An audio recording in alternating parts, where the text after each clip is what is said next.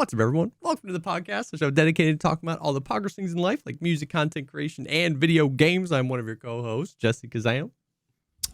And I am my father's son. I am my own grandpa. Ah, yes. The time. Yeah, speaking of, loop. We just got one of the homies from the community, 0-Bit. He just binge watched like Dark in like 2 days. Yes. Speaking of being your own grandpa. Yeah, speaking of being your own. And he's like top best show I've ever watched. Yep. My favorite. It's coming around to the time where I want to rewatch it. Like, because I watched the show, I think all the way through just the one time. I watched like season 1 and 2. Were there 3 seasons? 3, yep. Yeah, so I think I watched like 1 and 2 after 2 had already come out, then waited and watched season 3 to finish it out. But I need to go like rewatch the whole thing at some point. Yeah, well, you need to go and pull up the family tree. Yeah, and then rewatch it. That's true, because like I haven't some things you almost want to like forget and rewatch, but some things you almost want to rewatch with the knowledge of what happened because it adds another layer to the watching. And yeah, I would want to rewatch that like almost with the family tree up on my phone so I could be like, oh my God. You could really like appreciate the timeline. And like what they were doing and how much, thought went in advance and stuff like that. Yeah. Yeah. But yeah, buddy, we just had number 2 on the Patreon, the PP. If any of you guys don't know, we have a podcast Patreon. Yep. And one of the nice little benefits amongst many is that you get to watch yours truly play Tarkov for the first few times in over 2 years. Bruh. And I just had my second raid. And I don't know, how much do we say? God damn it. Is what I have to say. God damn it. Jesse, he says, God damn it. And I say, I still got it. Yeah. Suffice it to say, one of us is definitely getting the Tarkov experience. It's not the one you want if you're subscribed. Yeah, I remember Tarkov being way worse than it is, dude. I don't know. More this thing's fucking easy, man. God, bro. It was a pretty cooked raid. I mean, it was cooked and it was also dope, depending on whose perspective. Yeah, it was neat. I got to, nice spoilers. Just join the Patreon. Just check it out. It's funny. What do we get? You have the list of all the perks in your head memorized. Yeah. Dude, I was getting flamed in the Discord too because I forgot to post. Normally you get early ad-free access to these episodes, an additional episode, up to an additional episode a week, and then now we've been doing the gaming stuff. And I forgot to post the early access. Jesse was like, I want to scam these suckers. These suckers. I edited the early access version. I just forgot to upload it. And so I was getting flamed in the Discord that they were saying up to -1 episodes per week. But yeah, head over there. The Patreon is it's a good time. Even just for the Discord, the memes are aplenty. Yeah, and there's we have a channel for. I mean, there's really only like 3 channels, which is how I like my Discords. I hate Discords that have 8 billion channels. Yeah, but we have one that's for content recommendations, one for general discussion, and one for basically questions. And every like 2 or 3 episodes, we go and bust out a ton of questions that people in the community have asked. And they've led to some of the most like thought-provoking and like multi-episode long conversations that we've had, which has been sick. Yeah, man. So, yeah, what you been up to? Oh, man. Not a whole lot, honestly. Just playing some Tarky, playing the finals. I feel like I've settled into like a really fun like rhythm of like I'll play a couple hours of Tarkov in the morning and then I'll play a couple hours of the finals to like end the stream. And that's been like so good for the mental. The finals has got me like it just scratches the itch. It feels so good to like want to get better at a game again. Like, you know what I mean? Like, I just want to grow. I want to bust out aim trainers. I want to like dial in my sense. You know what I mean? I want to get better tracking. Like, it's just like, it's a game that just like when you hit a clip, it feels so good. and it's like the Just become a VTuber. yeah, yes, bro. That's how you get good. Yes. It's a game that just like it's like a game that's nonstop like alley-ooping you the greatest clip of all time. Like if you hit it, but it's just like it's nonstop. Every interaction has like a clippable moment if you can hit your shots. And I just can't hit my shots. And so it's like it just makes me want to be better because it's just nonstop insanity. So like that's been really good to just like flex my brain in a different way and like want to get better. Like I'm like offline in the practice range in the finals, like dialing my sense, trying to memorize the recoil pattern of the AK because I've never really played a game with like set recoil patterns before. So I'm trying to like learn recoil control and stuff like that. And it's oh my God, bro. One of these days so we gotta fun. get we gotta do like we'd have to do it with like community members. I think would even be better if we did like a 5v5 scrim CS:GO. Oh my! I want to say, have you ever played CS:GO? Never once in my life. Oh my God, oh my God, brother, I need to see it. It's the muscle memory. It takes me so long to get back because if you're shooting, your velocity, your character's velocity better be 0. Yeah. Because like if you're strafing and you're coming to a stop and your velocity is 0.003 and you shoot a headshot, it hits Neptune. That's basically what counter strafing is, right? It's strafing the other direction such that you can stop your momentum and then just shoot. Okay. Yeah. So it's just it's a very arbitrary, specific thing that is solely CS:GO and like those kinds of team shooter games specific. Yeah. That it just takes me so long. And like that game's also got there's like it's just so much muscle memory involved in doing a few different things that when you do them smoothly, it's like, first of all, it looks sick, but second of all, it's fast. Yeah. You do it quick and smooth. Yeah. So just like, pulling out your knife and, running. One of my favorite things is on a map that it's been so long, I can't even believe I'm forgetting. I think it's Mirage. I've heard of that. Yeah, confirmed. Mirage. One of my favorite things to do, and this, like, what I'm about to say isn't even like super complicated.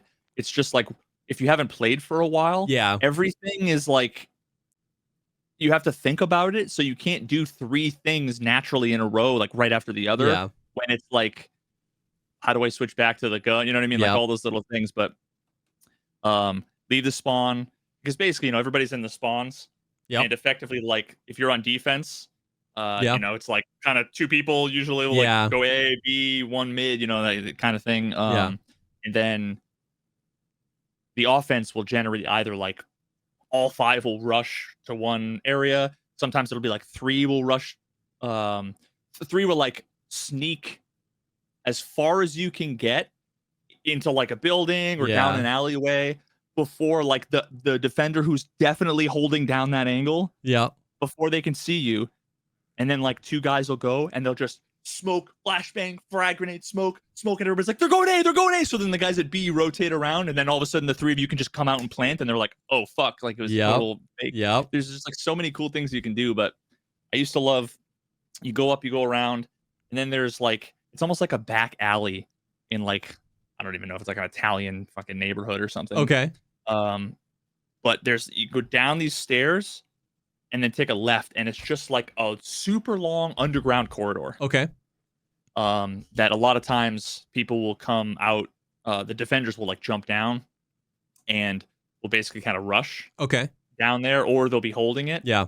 And one of my favorite things to do is when you're running down the stairs, you can take a flash grenade, and basically when you're running, you need to line up your crosshair with like, the door is at like an angle like this. So as long as your crosshair is in between here, it will just go in and then the flashbang will flash anything in the hallway. Yeah. So you can just like run with your knife out so that you get there. Like the timing matters. Yep. Take out a flashbang, right click, which is like it's almost just like you do this. Yeah, just like a quick. You're just like, and dude, it's so smooth when you do it right. You right click, but as you're going, you time it so that you throw it, and you're walking behind it, and then you turn your back as you go. As it blows up. As it blows up, and it pops, and then you just turn around, and there's usually a guy like, in the hallway. But it's just such a smooth thing. You're just like, back up, take out your gun, like, dude, strafe out, do the counter strafe. It's just like such a very specific thing. Watching CounterStrike is like ballet, bro. The way they manipulate their characters, and like every time I've seen, like once CS2 dropped, like you started seeing all the videos that was like, these are like good smokes on the new maps. And it's just crazy because it's all like deterministic, right? Like if as long as your crosshair's here, it's going to hit this, it's going to bounce the exact same way, then that bounce is going to do it's all going to happen. If you put your crosshair right here and jump and throw, it will hit this lamppost, hit this thing, bounce over here, lay off the balcony, roll right as the enemy team. And it's just like, it's insane, bro. I saw one the other day where some dude it was like, you turn and like throw a smoke at the wall in front of you, or a flash at the wall in front of you as he was running, because it bounced off and then goes back over your head and flashes the guys behind you as they're chasing you, and then you turn around. I was like, people, it's wild. I've literally never played it in my life, but I've watched a decent amount, and it's when I started playing with a few of they're all my Brazilian friends from high school and college. The Brazilians are nuts when it comes to CS:GO. They love their CS:GO. We would basically be like, all right, let's full execute a site, and it was like everyone would be at a very specific spot. Yeah, I have a smoke and you line it up with the edge of the cloud, because the cloud doesn't move, right? Like the edge of the cloud that's like right above the corner of the awning. Yeah, and everyone and it's like, all right, go. And everybody throws the smokes. And when you come out, there's like a smoke blocking doorway 1, doorway 2, doorway 3. Everything is just perfectly smoked off. And you did it from like 100 meters away behind buildings. Yeah. Because you just have the perfect line. It's so satisfying. So wait, here, I've actually found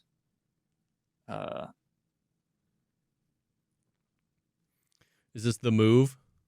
This is it's similar to kind of what I would do. You have a perfect underpass stairs flash. From this little newspaper to here, and the flash will work. You're going to aim at the line, left click, and this is another one. I never did this, but run and jump throw. And as you can see, you have a perfect underpass stairs flash. And so you can use that to swing underpass stairs. Again, it doesn't have to be perfect. I'll move it even to the left here, and just run and jump throw, and you'll see perfect swing and hopefully get a kill. What is that like? That's a picture. Is this in like dev mode where there's a picture of where that shit's gonna land? It's probably, he probably went into like the replay editor. Oh yeah, okay. After the fact, or like the thing that like the casters use. Really good flash, and really this flash, and no one's there. Clear. Aim like just right click, just in the general. This is what I would do. Directions. Run, let go. Boom. And usually there's a guy like, because above here, like outside, if you look up, you're directly under a big window. Yeah. And so normally the window is where like the opper holds mid. Sometimes they'll jump down because they can get here basically like right before you get here. Yeah. Because of the timing and everything. And there's but yeah, it's very it's just very Dude, satisfying. Man, maybe for the Patreon or something, we should play like a round of the finals or something, because I'd love for you to like play it, because it's a game that just like embraces that kind of stuff, like the silliness of it. It's not nearly as like deterministic as a lot of that stuff is, like, which is kind of almost the point, more leaning into like the chaos of it. Like it's got probably one of the most industry leaning like destruction models ever, and like so much of it doesn't go away. Like a lot of times when you in a game, you shoot an RPG at a wall and it blows up and all the debris hits the floor and then like disappears, and you don't really see that, you know what I mean, because your brain got the little dopamine of it. And that happens a little bit, but like I mean, like walls, buildings, everything. It's just like it creates basically a new map every time you're playing. But it's just like everything up to 11 and watching people. There's this guy I watch a lot, Neon Guts, and one of the specializations for lights is a grapple hook. And so you can just grapple, but like Spider-Man around. Yes, but the movement is like once you understand the momentum and like how like you move around, it is just it's insane. He's just flying around the map. It's just out of control. And there's these grenades. It's so funny. It's like there's not really a stand-in for this in any other game. A lot of the utility is like you would see in a lot of other games. You have Molotov cocktails, pyro grenades, you have gas grenades, you have smoke grenades, you have frag grenades, and you have like mines, you have like a pyro mine or just a destruction mine. Like you have a lot of utility that you would see in other games. But the most common utility in like non-specialized utility in the finals is called the goo grenade. And you throw it down and it just builds. It's basically deployable cover, but it's like 4 wide and 2 tall of these balls of goo. It's just called the goo grenade. And it is just the most used thing because it will stick to anything you throw it on. And so you can like grapple and just fly up and then throw goo up onto the top of a building you're not supposed to be on and then land on your own goo. And like, you're just like in this insane spot now. It's insane for like people who use it defensively to like throw it behind them so that an opponent can't like rush behind them. People will use it offensively because like HP management is insanely important because if you're a light, you have 150 HP. If you're a medium, you have 250 HP. If you're heavy, you have 350 HP. And so once you start to like learn the fights, you can tell when like an opponent is good enough that like halfway through the aim battle, they're gonna bail because like you're winning. Like you're winning the battle, but they're not necessarily one shot. So they're gonna just move away. And so they'll turn their back, and what people do is just throw goo on the other side of them and it'll blow up. So they'll hit it. And then it's like, I've trapped you. And like you can vault over the goo, but you have to like make that game time decision. So it's like an offensive thing, it's a defensive thing, it's a movement thing, it's a traversal thing. It's like it's just completely changed like FPS. You think deployable cover, you normally think like barricade, but it's a grenade. You get 2 of them and then they're on cooldown, and it's just like the world is your oyster if you've got goo grenade and good movement. The movement is like momentum based. So there's like a jump pad, right? A medium, one of the utility has like a jump pad, which you run on it and it launches you up. But if you slide into it, it launches you farther. If you put the jump pad on an angled surface, so like the roof of a building at a 45-degree angle, it will launch you even further. And then if you're a light, one of the specializations you can have is evasive dash, where like you press Q and you like dash in any direction that you're holding. If you dash into a jump pad, it carries the momentum from the dash and you just go thump, and you're just like gone. It's like, so it's just everything has like an insane amount of like tech behind learning how to master the movement. It's, oh my God, it's so good. It's so good. I've got 102 minutes in the finals. Oh, so I played it. Yeah, probably around release. Yeah, when it came out. Yeah, I played it for like an hour and a half. And I think we talked about it. It's probably 87 episodes ago. But yeah, I think it was just like, I think my criticism at the time was that none of the guns felt good. Yeah. Like the recoil, like none of them felt good. I don't know how to describe it. Yeah. I remember being like, try the AK, try the SMG, and it's like nothing feels like solid. Yeah. And I'm sure a lot of that just has to do with me needing to play it for a little bit to get like used to it. But normally, like normally in a first person shooter, you know, whether there's a COD 4 or whatever, like I might not like the AK-74U, but you know, like the MP5 feels good or, you know, but yeah, I mean, I don't even remember how I felt about the gunplay back in the day, because I did the same thing. I played it for like a couple hours when it first launched, and then literally didn't play it again until relatively recently. And that was like we're in season 7 of the finals. So, almost like a year and a half since the game launched, or a little over a year and a half. Now there's tons of guns and they all feel really good. Do you have to unlock guns? To a certain, yeah. Maybe that's why too, because I'm like, all the other guns I haven't unlocked, and I don't like any of the ones you start with. So I'm like, I just don't think I never got over that hump. Yeah. And what's nice now is that you start with a bunch of stuff, a gear to use in each class, but then the oldest stuff they added to the game is cheaper to unlock. It's a currency that you only use for that. It's not purchasable. You don't use it for the battle pass. It's just the more you play, the more you get those VRs, which you can then use to unlock gear. And so the oldest stuff is cheap. So you can get really caught up pretty quickly in terms of the amount of guns that you can use. And there's an insane amount. I love that there's no secondary weapons. Everything is you have to commit. You have to commit to a fight. You have to commit to managing your ammo well, and then knowing when you have to it's a way the game. It's so funny. They recently released a blog post about trying to make the onboarding experience for new players better. And so they had they brought in a bunch of new players. They had them narrate out loud to people what they were thinking in the first few hours. They're really trying to make that better. And something they talked about was that gamers coming to the finals often try to solve every solution with a gun, with the weapon, because that's the shooter game. You know what I mean? And the finals really becomes fun when you realize that the guns are the icing on the cake. How you traverse the map, how you maneuver the map, how you use the utility at your disposal, how you use your specialization. I play mostly medium and I play mostly DMAT. And I think I've told you this, but the DMAT is when I press Q, I pull up a little tablet, and it works with the destruction model of the game. And as you move around slowly, little things start to pseudo disappear, and I can just take chunks of a wall out. And was it dematerialize? Dematerialize. Yep. Dematerialize. And then I can run through it, and it stays open for a certain amount of time, meaning somebody can chase me through it.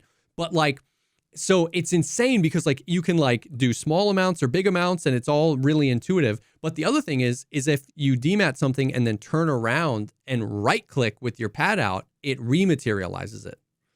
So you can run through a wall, turn around, flick, rematerialize it. And it's that guy can break through that wall. Everything is destructible, but you've put a little bit of time between. Or the other day I was playing, and a big thing is dropping the cash out. So what I can do is the vault where we put the cash is, and we have to wait the 60 seconds before we get the money, and you need the money to win the game. It's here.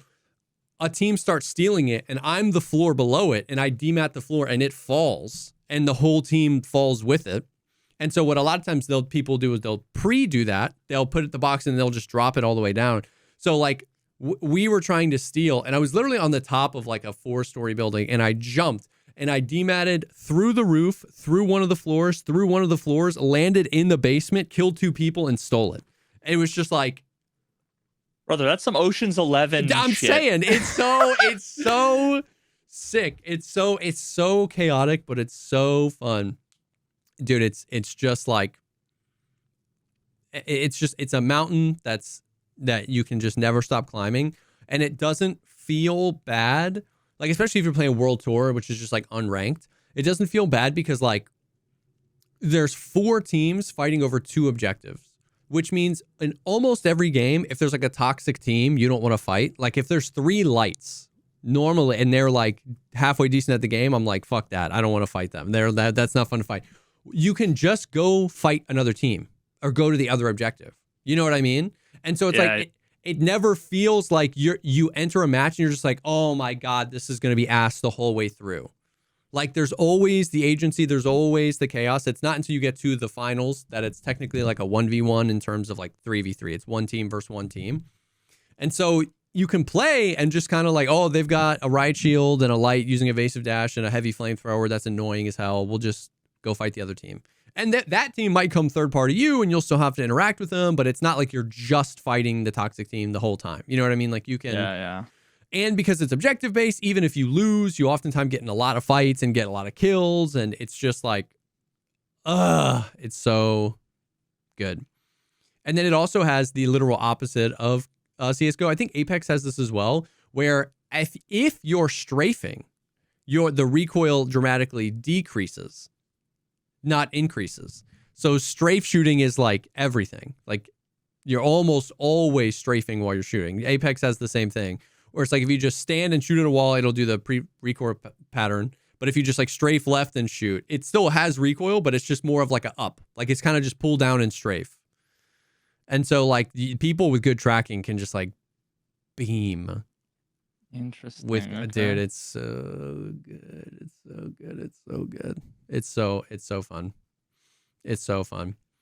But yeah. So I've been playing a lot of that and just like madly in love with it and like the skill grind. Like I'm really not that good. I have some moments where I'm like I finally big brain to play, you know what I mean? Or I can just like win an aim duel with somebody.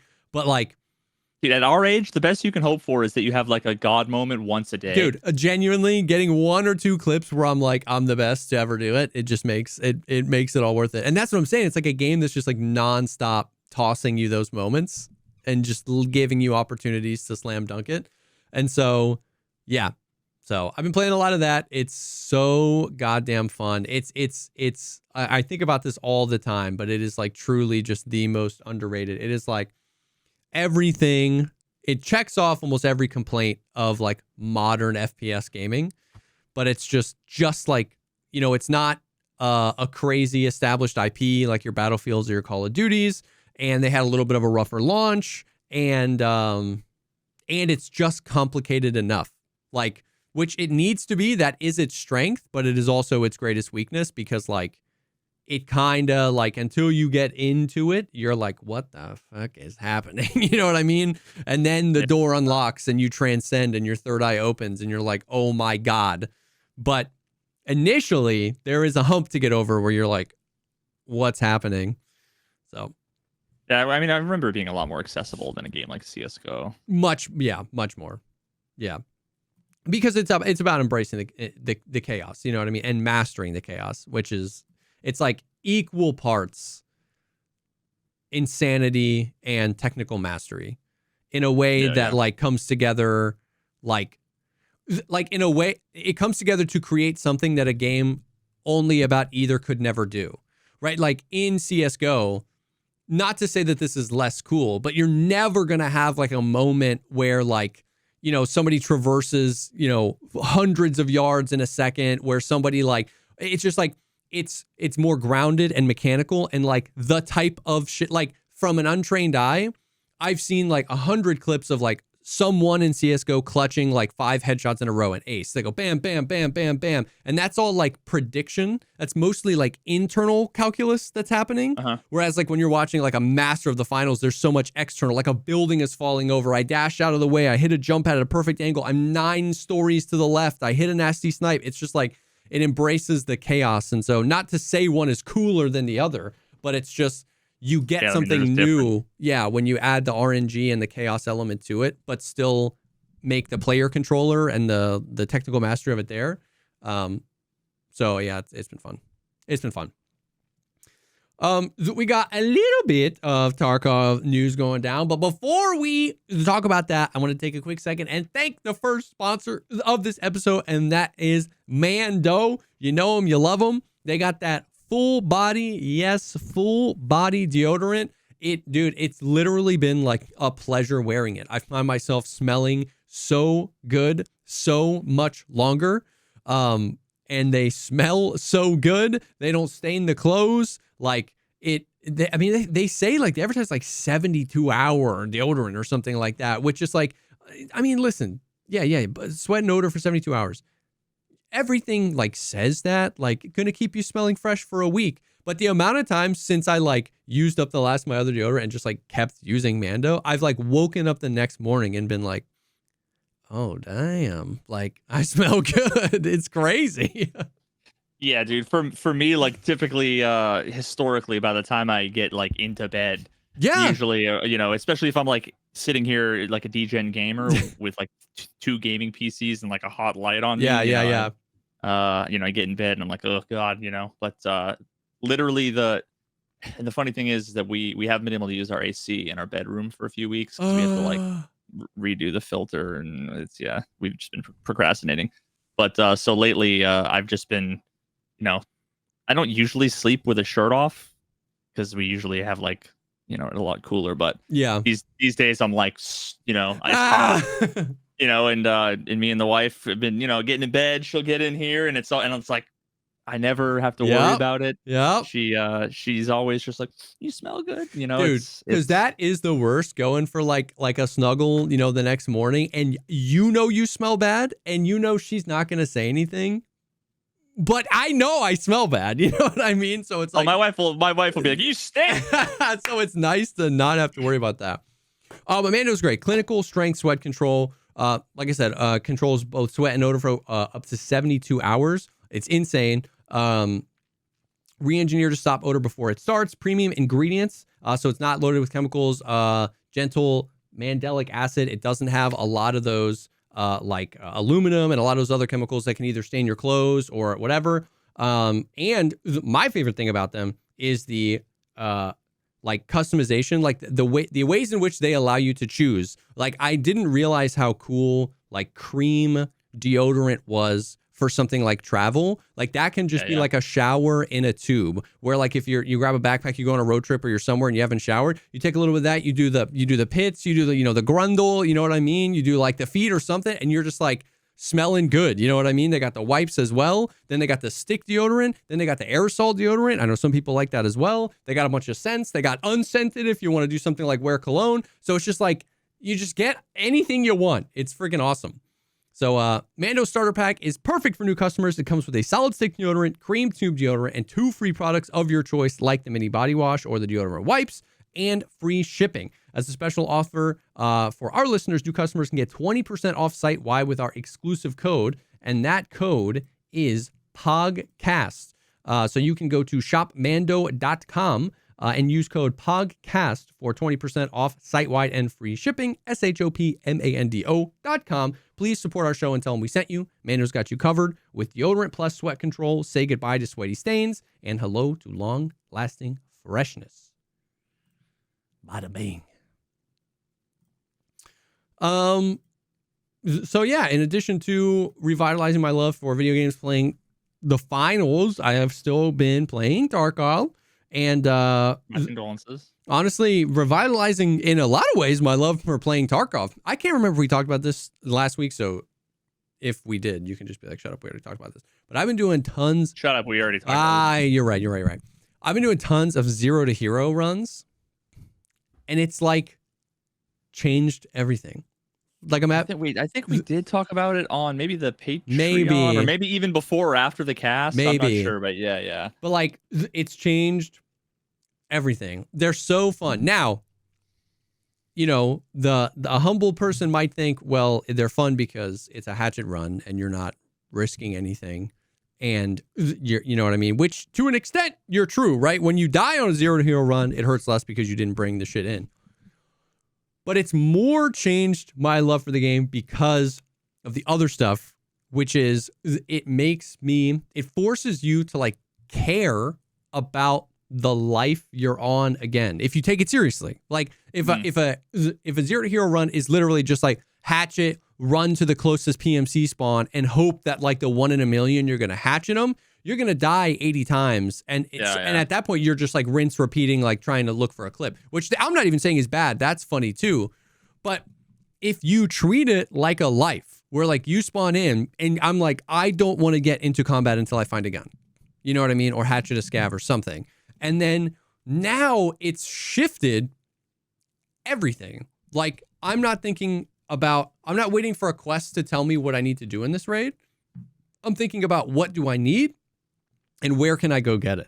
You know what I mean? Yeah. Like PvP, I don't like that's late wipe, mid to late wipe Tarkov can be so fun or so ass. And it's so fun when you're like getting into consistent PvP and not necessarily always winning, but getting into consistent good feeling PvP and winning enough, like 50%, where you're like, you get into a great fight, then you die the next raid. Then the next raid you survive. That's super fun. But it's not fun when you're just dying 24/7 and you're like, I don't have anything to do other than to just like throw myself, SJ6, trim it all, run to the resort, die to a scav on the way, SJ6, trim it all, run to the resort, die to somebody that spawned closer, SJ6, trim it all, run. Like when you get into those days, I have been feeling for a while, it's like I need another like impetus to raid other than just PvP. I'm done questing and PvP is fun, but if that's the only thing, I'd rather have a goal and then the PvP comes or goes and enhances that goal as opposed to just like mindlessly W key PvP. Like that can just get stale. So this just like flips everything. It's so fun. I had a raid where like I hatcheted a scav, but he shot me in the stomach with a shotgun and I got a heavy bleed.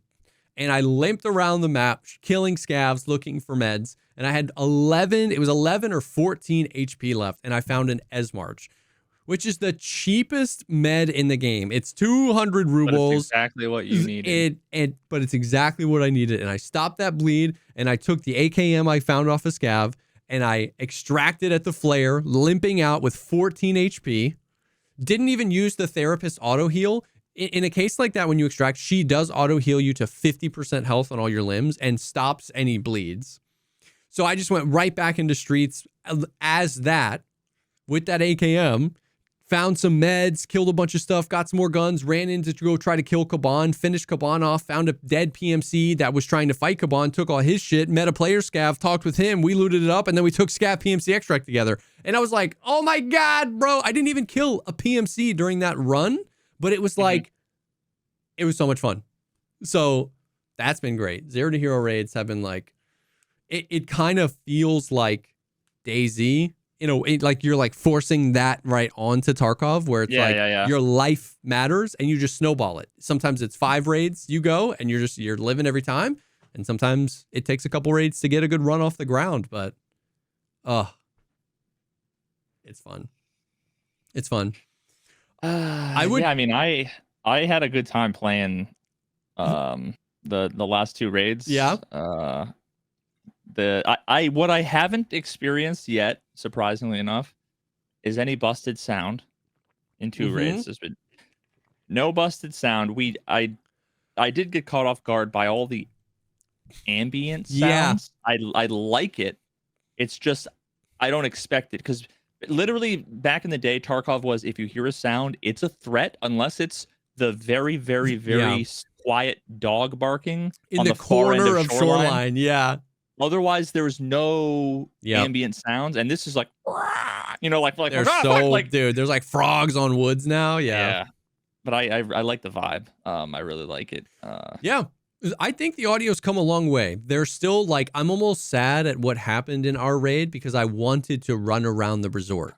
I didn't go to the 2nd floor. Yeah, but even if you had like right after what had happened, like I wanted us to be running around and then quiz you on like, where am I? Because it's undeniably better. Like they've made strides with the sound.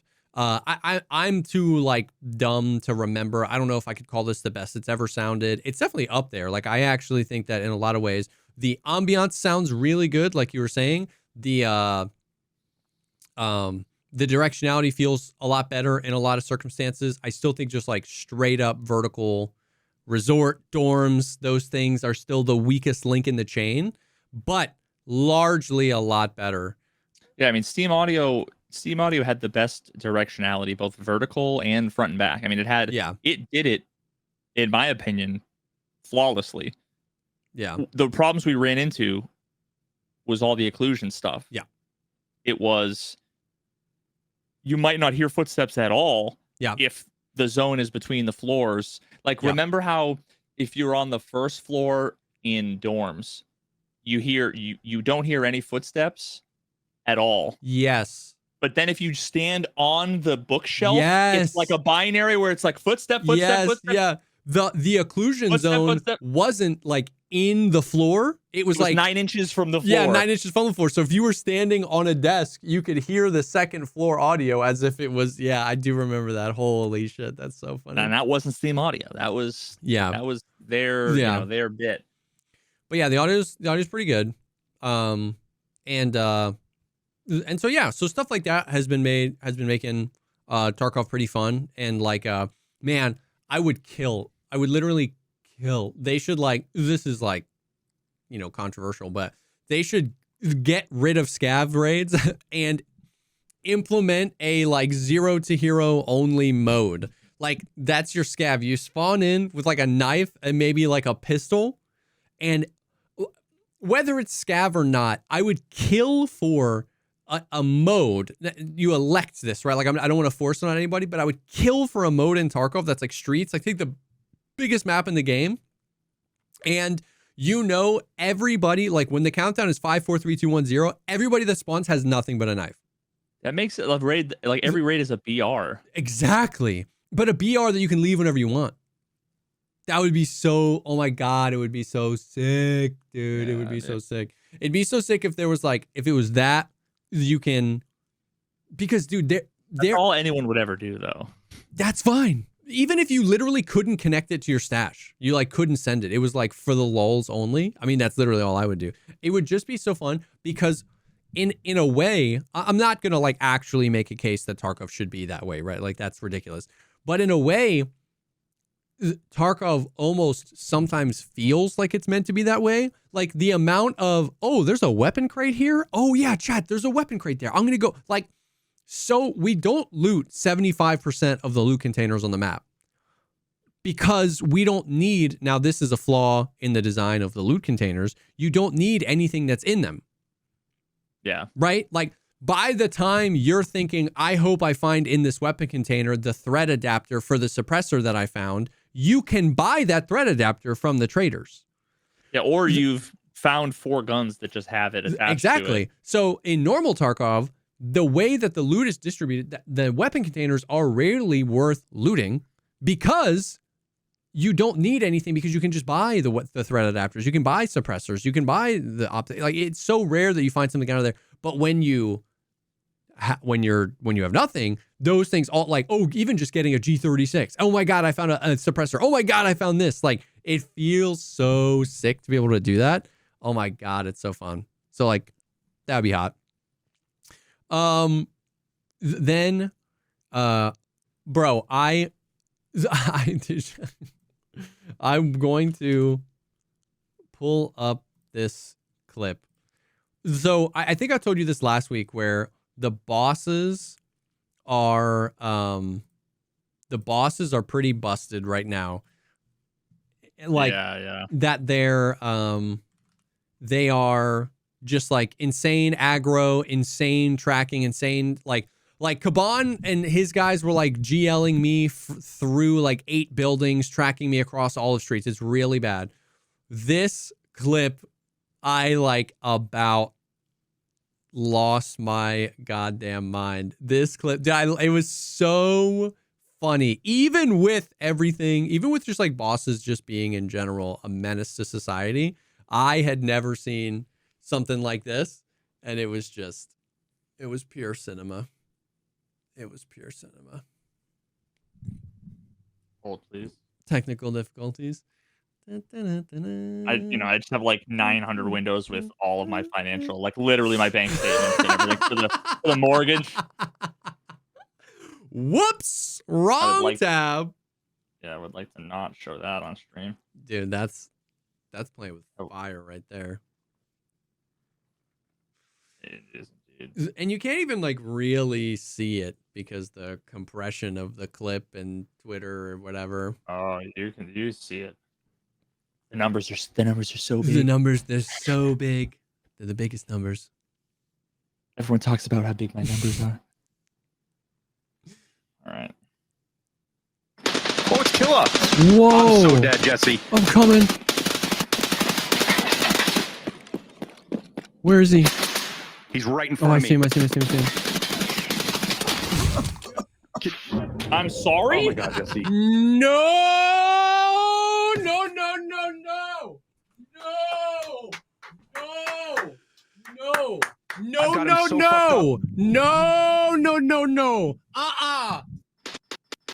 Bro. Brother. You can still see the red tracers. He's shooting at Airwing. He's right in front of me. I see him. He's shooting at Airwing.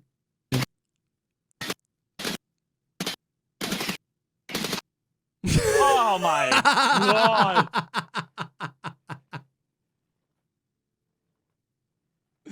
I'm sorry, it's 3 frames. Dude, it's the most insane he's thing. Shooting. You can see the fucking tracer. Yeah. 1 frame later, he's locked onto you. Yep.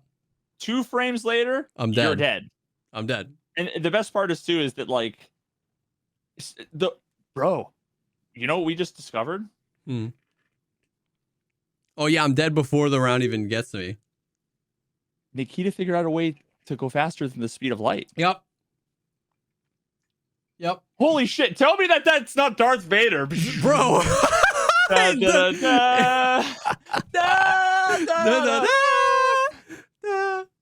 Bro.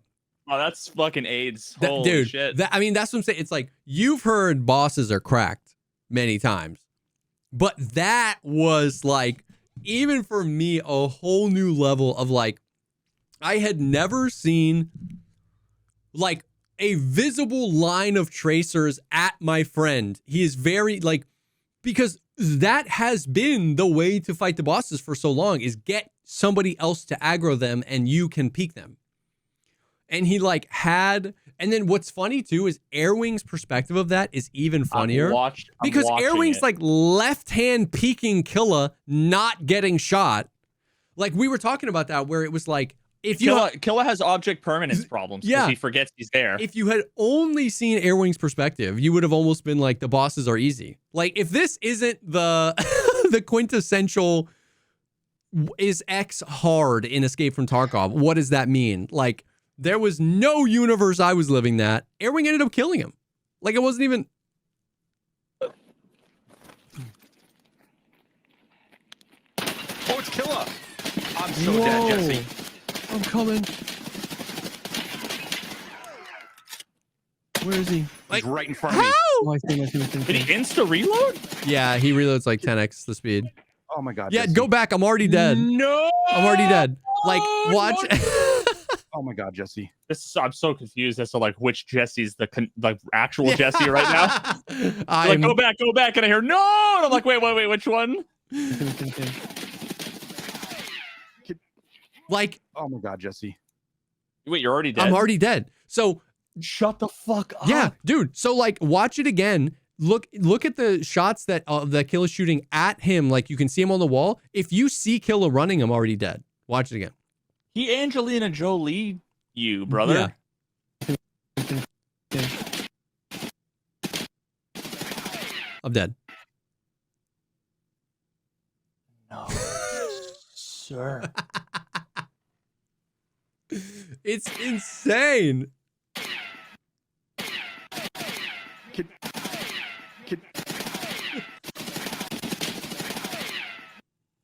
You can hear the meow, that like ricochet. It's like that's basically the bullet ricocheting off your skull. Tell me they're not broken. Tell me, dude. Oh my god, Jesse. No. Like, come on, bro. I've got him so fucked up.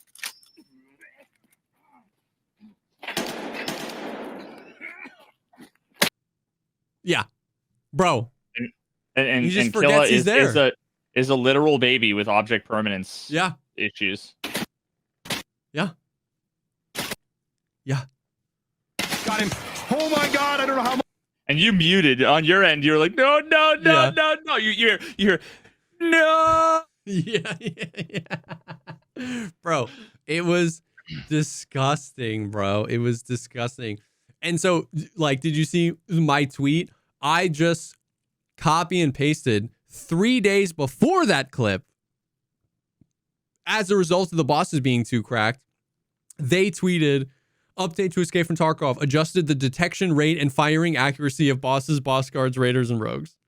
Well, I know. It's only funny if you assume that it's down. They adjust it down. Bro, it was...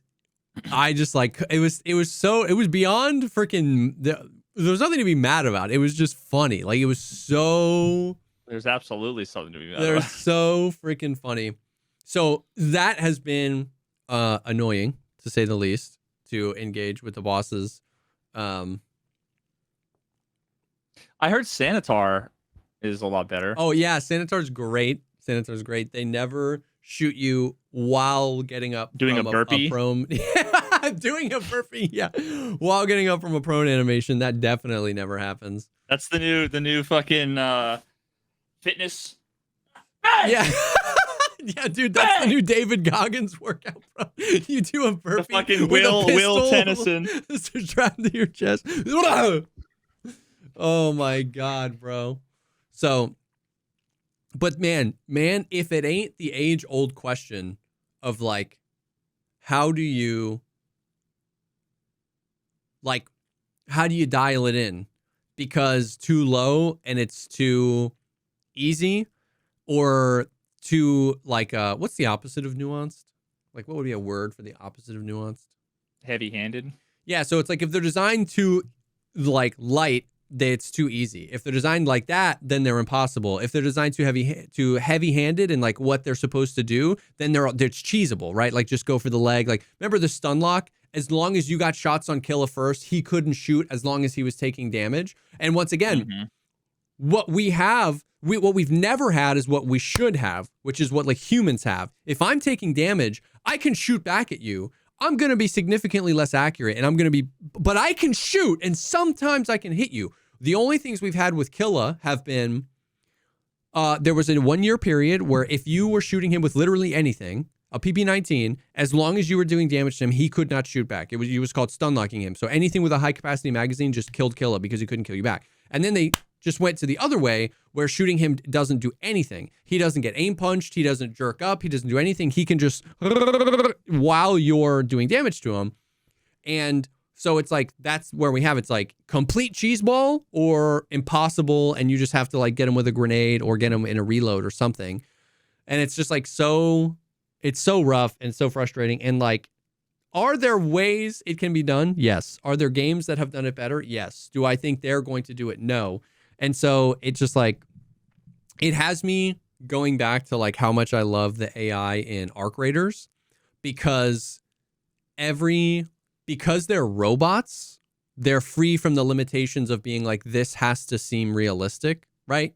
Like, yeah, it's not fun to shoot Sturman in the head and him not die. So they gave Killa, a helmet, like a super dope helmet. But the thing is that like that helmet, like imagine seeing a clip of Desmond hitting that clip where he can see this much and he's like shooting it and he goes, bam!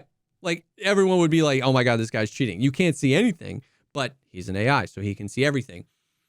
But where Arc Raiders was like it's the literal opposite design philosophy as what Tarkov has had. Arc Raiders, every AI was designed around the experience they want you to have with them at every difficulty. Like designed wholly. The wasps are there mostly just to poke, not to do another damage, but to call other ones in and be annoying. You have to shoot. You're depleting your resources. You have to give your position away. Rocketeers, those are meant to be killas. Those are meant to be like, oh my fuck, we got aggro from the Rocketeer. We're not equipped for this. We have to go away. We have to escape this. Like, unless you're like equipped to take it down. A Bastion is going to like literally let everyone on the map. It's like every AI was designed in entirety around the type of engagement a player should have with them. And that's so transparent, and it allows for moments of incredible stress and prolonged fights. Moments of like, oh, I have the tool for the job. I took down the hard boss very easily, but only because I understood it and came prepared for it. It has the moments of like, trying to be stealthy and sneaky. You know what I mean? Like how many flanks have you had where like a scav is just like, you hear shooting from the other side of the map, and then you like turn around and it's a scav prone 700 meters away shooting at you, and it like gave up your flank because now you have to kill it. It's like everything is so transparent and so intuitive and so like purpose driven. And then you just go back to Tarkov and you see stuff like this, and you can see the thought processes when they flip flop stuff. They make it harder, easier, harder, easier, harder, easier, because they're constrained to the limits of like, this is a human and you want it to act like a human, but it's not a human. So it has to be stupider than a human in some ways. But to make up for that, we have to make it inhuman in other ways. And like, it's just all fucked. You know what I mean? Brother, they built the machine with one button, one switch, and one lever. Yeah. So all they've been doing for 7 years is, what if the switch is on, the lever's down, and we press the button? Yeah. Now that kind of sucks. what if we have the switch off, levers up, and we don't press the button? Well, that's way too fucking easy. It's like stupid. So what if we put, you know what I mean? It's like, and this touches on, it's the same fucking mindset. Bro, I hate to say it. And it's hard to say, like, because you have this team that's made up of a ton of individuals, and like, so it would be one thing if I was talking about like a person, but what I'll just say is that, like, this is like the difference between when you have like a programmer versus an engineer. It's a different mindset. Like, remember how we talked about the data science stuff? Yes. The inexperienced analytics data science guy starts with the data you've decided you want to collect. And then when you collect all the data, you go, okay, well, now what? Yeah, what do we do with it? Because the problem is, and the experienced people, you start with the questions that you want answered. And then the data that you need is derived from that. That informs how you derive and what data you derive. And when they implemented the bosses, the scavs, they started with the behavior rather than starting with the intended experience and then designing the behavior to give the players that intended experience. When it's like the behavior is, okay, they can run around, they can crouch, they can prone, they can shoot at you, they have to reload, they have to do all these things. And it's like, what you're doing is you're like covering your eyes and you're throwing the dart, and then like you're like hoping that you can just line the dartboard up with where the darts were, as opposed to putting the dartboard up first and throw and aiming for the thing. That's such a great almost like analogy of it, of like of that philosophy you talked about, like, let's extract the data, what do we do with it, or like what data, having the right questions, is exactly that. It's like blindfold someone and have them throw darts, and then be like, most of the darts land here, let's put the dartboard there. And then it's like right next to the TV, and you're like, oh my God, what a horrendous place for the dartboard. But the thought process was like, well, this is where most of the darts ended up, as opposed to being like, where do we want to play darts? Let's put the dartboard there. That's a great analogy. And it's like, and once again, not to like endlessly glaze arc raiders, actually two endlessly glaze arc raiders. That's exactly how it feels, where it feels like the first question was, what type of like experience do we want the player to have? And then from that, they created one of the AIs to one of the arc robots to fulfill that. And in Tarkov, all of the experiences have to be done with scavs or the bosses, if we're talking about AI. And so like the scavs are who you interact with most of the time. They can't be the sharpshooters and the sneaky ones and the derpy ones and the stupid ones and the horde ones and the solo ones. Like, that's too, like, how do you code the scavs? And they tried that in the past. Remember, there were like 3 different versions of scavs with 3 different HP pools and 3 different levels of gear, but like it was never communicated to you which one it was. And so like some scavs would just shoot at you and miss all the time, and some would just laser you, and it's like really unintuitive. But once again, Arc Raiders comes in and they go, well, what if we had 11 AI that you can interact with, and each of them was like a bespoke? There were sharpshooters. There were ones that just seek you out. There were ones that were supposed to hoard you. There were ones that are, it's like, oh my God. And when it's just like, that is the best example I can come up with of that, of starting with the right questions. What experience do we want the players to have? And then how can we engineer that, as opposed to like, look, I made this guy move. What should we do with him? Well, now, we have to do all these things. And it's like, oh no, it's just not enough. There's not enough. You know what I mean? I don't know. So I had, and it's super inconsistent. I had a really funny example on Lighthouse where I was laying prone on a roof because I'd killed a rogue. I was a scav. And so the rogues had aggro to me because I killed a scav. So I knew that. I knew they were aggro to me. And then the rogue on the other building was shooting the MG at me. And I was like, is he shooting at me? And I like peeked it, and he was shooting it at me, but he was missing. And I was in line where he could have shot me with the MG. And I was like, and then I peeked it, and he was missing. And I was like, okay, well, I'll kill this guy. I line up, and he gets off the gun, and he one-taps me with his weapon. Literally, I'm lining up the headshot, and then I'm having to track him because he gets off the gun, and I go, boom, dead. And I was like, and so what an inconsistent experience to have, right? Like he's like on the big heavy machine gun and he's got the like, and he couldn't hit me. And then he just like hip fires me with an Uzi from 200 meters away, one shot to the head. And I was like, oh. And it's just like, what are you supposed to like take away from that experience? I don't know. You know what I mean? It's crazy. It's crazy, man. We got I want to talk a little bit about some more Tarkov stuff because there was some 1.0 teases up at PAX, and then I want to hear about some GeoGuessr stuff. But before we do, I'm going to take a quick second and thank the second sponsor for this episode, and that is The Perfect Gene. And boy, let me tell you, they are. I was wearing them all day today. Literally, The Perfect Gene. They've got the perfect amount of stretch to them, which really can't be understated as to like how comfortable they are, but without feeling like cheap, stretchy jeans. I feel like at some point in the past, people started to realize that people prefer stretchier jeans, and the pendulum swung too far where like they don't feel like jeans anymore. They feel like spandex that look like jeans. But these, the Perfect Gene, they feel like jeans. They are jeans, and they have like the perfect amount of stretch to them. Yeah. Yeah, man. I have been looking for the right pair of jeans forever. Yep. And like literally the name is the most appropriate. It's the epitome of whatever the opposite of false advertisement Yeah. is. Yeah. Honest advertising. Yeah. The name is appropriate. Yep. I've had mine for God, I don't know, a couple of years now, I want to say, and I don't have no holes. They haven't shrunk. Yep. Just none of the other. I mean, I have like probably 5 pairs of jeans, and it's like this one doesn't fit me anymore. This one's got holes in the knees.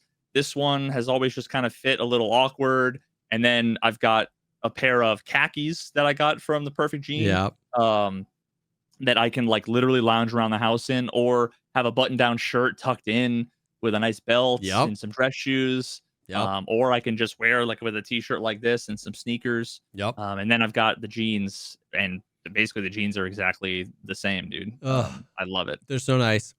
Every cut you can want: skinny, slim, boot cut, regular cut. All the colors too. If you go to like an Old Navy or whatever, it's always like, you want dark, light, or Yep. There's some third option that you'll never ever want.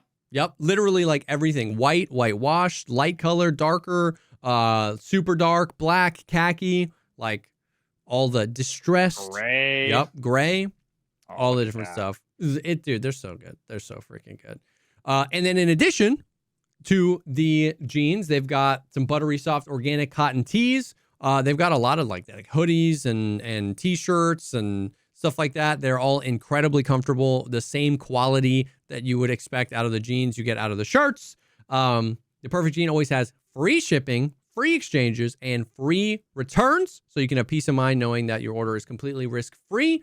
It is finally time to stop crushing your ball in uncomfortable jeans. Go to theperfectgene.nyc. Our listeners get 15% off your first order, plus free shipping, free returns, and free exchanges when you use code POGCAST15. That's code POGCAST15 at theperfectgene.nyc for 15% off your order. After you purchase, they'll ask you where you heard about them. Please support our show and tell them we sent you. Ditch your khakis and get the Perfect Gene. Bada bing. So all that being said, did you see anything about like the Tarkov 1.0 that people got to play on Twitter at PAX? I saw a couple. It might have been like One Peg and Dottie, maybe. Yep, they both were there. Yeah, posted, and it was basically like the gist I got from people was like, "Oh man, you're not gonna believe what they cooked. They're geniuses. I can't wait for 1.0." So it seems like maybe the one where I was like, there's a chance that they did the kind of thing where it's like they snuck in a bunch of things they haven't talked about. Yeah. Like they did with airdrops, like they did with snow. Yeah. It sounds like maybe they have a few things like that. I don't know. My guess is that like they probably have all the same issues that I would be so surprised if 1.0 doesn't have what's effectively they have today regarding matching Yeah. Audio. Yeah. AI behavior. Yeah. And netcode, anti-cheat. That might have been, that might have been much. Yeah. Yeah. And those are the things that like you wouldn't really notice necessarily. Yeah. If you were like at a LAN event kind of thing, because you're like don't have your headphones, you don't have your mouse and keyboard, so everything just feels a little off anyway. Sure. So you like wouldn't attribute not hearing something to. And here's the thing. So not to burst the bubble, not to be the like, the negative Nancy, but I do have like, so Airwing went and he messaged me and was like, do you have any questions you want me to ask? And literally I was like, the only question I care about is there anything there? Like before he left, he asked me, and I was like, the only question I care about, is there anything there that leads me to believe that Tarkov is being changed in any meaningful way? Like the way we are going to interact with the game 2 months in, 3 months in, is that feel like it's going to be changed? He was like, okay. So then he played, and then the next day we hopped on a call, and I was like, tell me literally everything. And so not to be negative Nancy, but I think both people are right. I think when One Peg and Dottie and Airwing were saying that, when they were like, yo, you have never experienced a Tarkov like this. They are right, because what they got to play was like, imagine like some of those big set piece, really fun Call of Duty campaign missions, but in Tarkov. Mm-hmm. It was a campaign mission, what they played. It was scripted events. It was largely on rails. Like Aaron was saying, like you literally couldn't go like up places you weren't supposed to go. Though you would fail the mission, you would die or whatever. Like it was not like on rails as in like literally one hallway. It's still Tarkov, and he was like, it was still terminal. It felt like a map. But like if you weren't progressing the mission, you lost. So in that sense, I actually think that's really cool. Like, I think that will feel like a Tarkov we've never played before, because it will highlight a lot of the strengths of Tarkov, which is like the immersive environment. And it takes out some of that netcode and working, because it was co-op. It was 3 teams of 3, but there were no enemy PMCs. And so I actually I'm not poo-pooing on those people. I actually do think that will be a Tarkov we've never experienced, and it will fit Tarkov really well. Like that mission they were playing was the last couple scenes of the last episode of the Raid series. When the guys show up to terminal and they take the case and the Black Division shows up and fucks everybody up. Like that is what you're playing, that mission on the thing. And so big set pieces, the Black Division, like story, like there were new mechanics. Like apparently you guys are like hostages, and you like wake up and you have to like kill some people and then go to a locker where all of the gear that they confiscated from you was. And it like almost looked like your stash, and you like grabbed your stuff to then go do the mission with. So like interesting mechanics, cool stuff. So in that way, I do think that that's actually going to be really cool and fun and engaging, and it's going to be like something we haven't played before. But then on the other side of the coin, that's not like gonna be Tarkov. Yeah. Right? You're gonna do that mission, and then you're gonna go to woods, right? To do Jaeger's mission or to get ammo or whatever. And then that is gonna be pretty much what we have now. Now, once again, unless they have more up their sleeve, we can only talk about what they showed at PAX. And what they showed at PAX was like a story mission. And I'm not even saying that was a bad decision by them. If I'm them and I do have an ace up my sleeve, like if there are meaningful changes to Escape from Tarkov as a whole, like normal PvP raids, I would keep those hidden too. I'm not saying I'm necessarily coping that they have a bunch, but what I'm saying is like, so I'm not trying to poo-poo BSG for showing a storyline mission. I do think that's like the most different experience someone could see. So that makes sense to like show it and be like, do you see, like, this is what we're working on. Like we've been working on cool ass shit. And so when everybody went and was like, yo, this is some cool ass shit, I was like, that's cool, but I wanted to be really careful about like getting the answer to my question. Like, and basically everybody that went that I messaged and responded, they were like, nothing that we played could inform an answer to your question. Like, I don't think anything we played could inform Tarkov is like meaningfully changed the meat and potatoes of playing a raid. Maybe it has, maybe it hasn't, but nothing we played kind of like lends us that direction. And I was like, that's cool. Like, they were super tight-lipped. Airwing was trying to ask them about like wipes and what the plan for 1.0 is, and they were super tight-lipped, which is totally fine.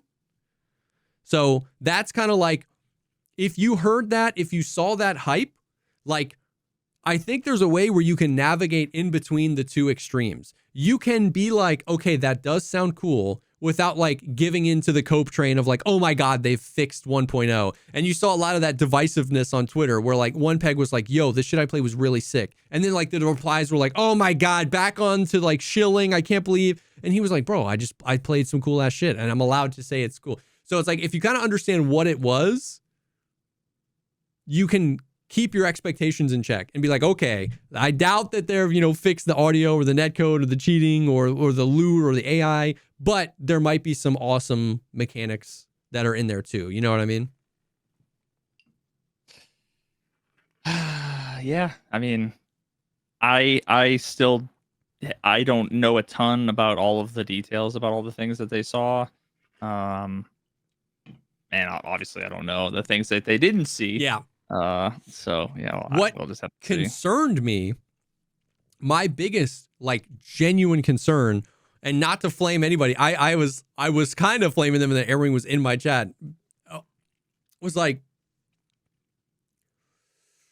the coolest thing about what they saw to a lot of people was the Black Division, which makes sense, right? Like, Black Division have been talked about by Nikita since before I started playing, back when you guys were playing. Like, the Black Division were like, they would tease him, we'd see a patch, Nikita doesn't want to talk about them. We thought they were coming every wipe for forever. Like, they've always been this shadowy organization. You know what's kind of funny? What? You might not even believe me. And part of it is a little bit of my memory. Are you going to say you've never heard of the Black Division before? I don't. That's meaningless to me. Okay. Well, like that wasn't a thing until probably like 12 point something. No, they were talking about it. They've been talking about it for forever. Anyways, there's a Black Division, secret stuff. What concerns me, everybody was like, yo, this is so sick fighting the Black Division. But everybody that went was like, it's in the books. Okay, listen, I didn't read the fan fiction. Yeah, okay, yeah. Jesus Christ. Everybody that went was like, we just died every raid all the time. Like very few. But what changed though? That's what I'm saying. Very few of the like. Very few of the like people even made it to the end of the mission at the test. And I was like, this is what we're stoked for? Like, if one of the biggest takeaways from the 1.0 showcase was like more cracked AI factions, that doesn't necessarily have me like stoked. No, it's worse. You know what I mean? Like, it's genuinely worse. Like, Gingy, when she was interviewed, was like, you're going to die more than you've ever died before. Right? And she's got 15,000 hours in this game, whatever. And so, like, there's an argument that they tuned up the AI extra high for the event. Sure. That argument could be the case. But once again, when the clip we went over earlier, the killer clip, is happening today in the game, right? 72 days before the 1.0 release. That clip that we went over earlier is after a patch where they were trying to address boss behavior, and in a patch that's 72 days before 1.0. And then the big excitement about 1.0 was more high-end, harder AI to fight. I was like, guys, oh no. You know what I mean? Like, oh no. But maybe they'll lock it in. I always got to freaking throw a little bit of the cope out there. I get it. But like, if that's one of the big things that's got me a little worried. Mm-hmm. A scotch concerned, one might say. Yeah, I mean, that might be one of the worst things they could do, actually. Yeah. Because all the game's got 99 problems and the scavs are one. Yeah. In fact, they are probably one of the biggest one ones. of the top 10. And they are the one in which by themselves is a problem. Yeah. But it's not just in a vacuum. It's exacerbated by the netcode, the sound, the movement, all the things, right? Because ask yourself this, if you've been playing Tarkov for a while, dear listener, do you trust in their ability to create the faction of the most highly trained, the most merciless killers in the lore of Escape from Tarkov, and that they will be meaningfully different than what you experience when you peek raiders or rogues? Like, what dial with the AI we have in the game, tell me what dial they could turn to make you go, oh my God, that fight was so fun. The only dial they could turn is down, because fighting the current AI is so AIDS. And then, but then that would feel bad. It would feel bad if the Black Division came into the game and they were easier to fight than the Raiders. So they won't be. So they need to make the Raiders as bad as mediocre scavs, and then make the Black Division as bad but broken. Now we're back to the question: do we trust that they are gonna like that? Because it's a house of cards. It's dominoes. It's like you can't make the Black Division easier than the Raiders, but the Raiders are ass. So if you made them harder than the Raiders, that would be ass. So are they gonna like dial in all the other AI in the game and then perfectly Jenga piece slot the Black Division as the apex predators of the game? Or is it like, I was talking to Airwing and he was like it was cool to see that they were like doing things that no other AI would do. They would lay down suppressing fire, or they would literally like fucking Macarena. Yeah, they would all like group up and huddle behind hard cover. He was like, that was cool to see, but he was like, but the result was the same in that every time you peeked, if one was aggroed on you, the first bullet out of their gun hit you in the face. And so he was like, he was saying, it didn't feel like you got to experience the cool work they did on the animation or the movement, because it was just like, you get to watch the raid series while you're re-queuing after you got one tap. Yeah. And so like, there's still a lot of questions on like, when you're doing a storyline mission like that, what the gear you bring in, do you lose it? Or do you get to try the mission over again with that kit? I don't know. But like, so that's my biggest concern, is the story of the game. The storyline quests are gonna live and die by like the AI, and I just don't know that they've locked that in. It's so funny because what's so sad, and what actually gives me a little bit of hope, but what's so sad is that if Terminal had dropped 2 months ago, or this like Terminal Tease, I would have told you, Veritas, on this podcast that I'm actually really hopeful, because the AI had never been better than they were. They made all those scav changes earlier in the year where they're going to comment you before they shoot. They're if it's from super far away, they won't instantly shoot at you. They were pathing better, they were moving better, they were less aimbody, they were more human. 2 months ago, I was literally like, cross AI off the list. They nailed it. And over the past 2 months, it's like all gone to shit. It's just like recursive back into a black hole. And so the Terminal Tease now kind of falls on deaf ears, because I'm like, well, damn, bro, if the Black Division is it, then yikers. So I don't know.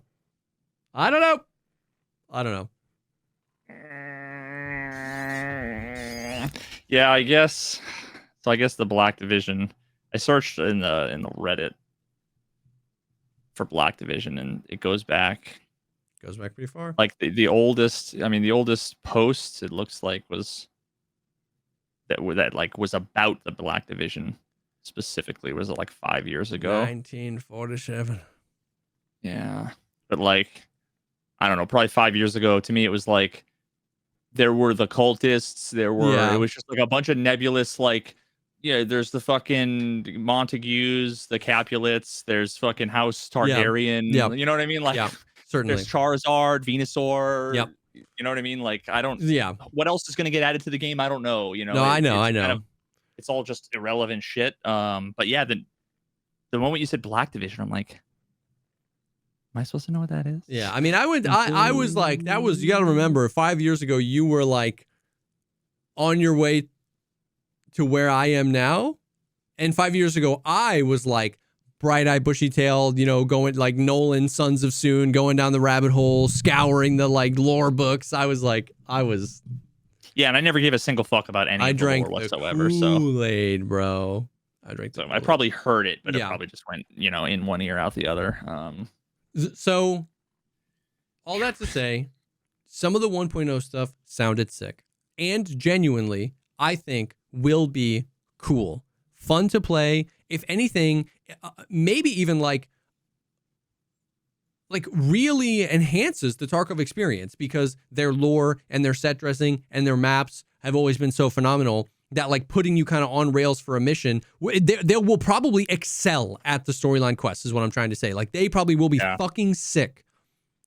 But the question still remains, beyond those missions, will like the escape from Tarkov that you play, the meat and potatoes of it, will that be meaningfully different? And two, will they be able to lock in things like the AI so that these missions aren't just like falling short of their potential because you're just falling over dead and dying all the time? Those are the overarching questions. But enough about Tarkov. Before we move on, I want to talk about some other things. I want to talk about the third and final sponsor of this week's episode, and that is Harry's, which, by the way, I'm so very excited about this. I have been using Harry's products genuinely for many years. I use their hair gel. I literally. Oh, really? Yes, I found it, I think, at Walmart first, but now I just order it. I've been using it for like 3 years. They have also, and I think like more so into like shaving things. So they sent us their handle. I got the orange one. They're super flexy, super soft. They got the aloe strips up top. Comes with a little travel case, so you can put that in there and it doesn't get damaged. That's nice. The shaving cream.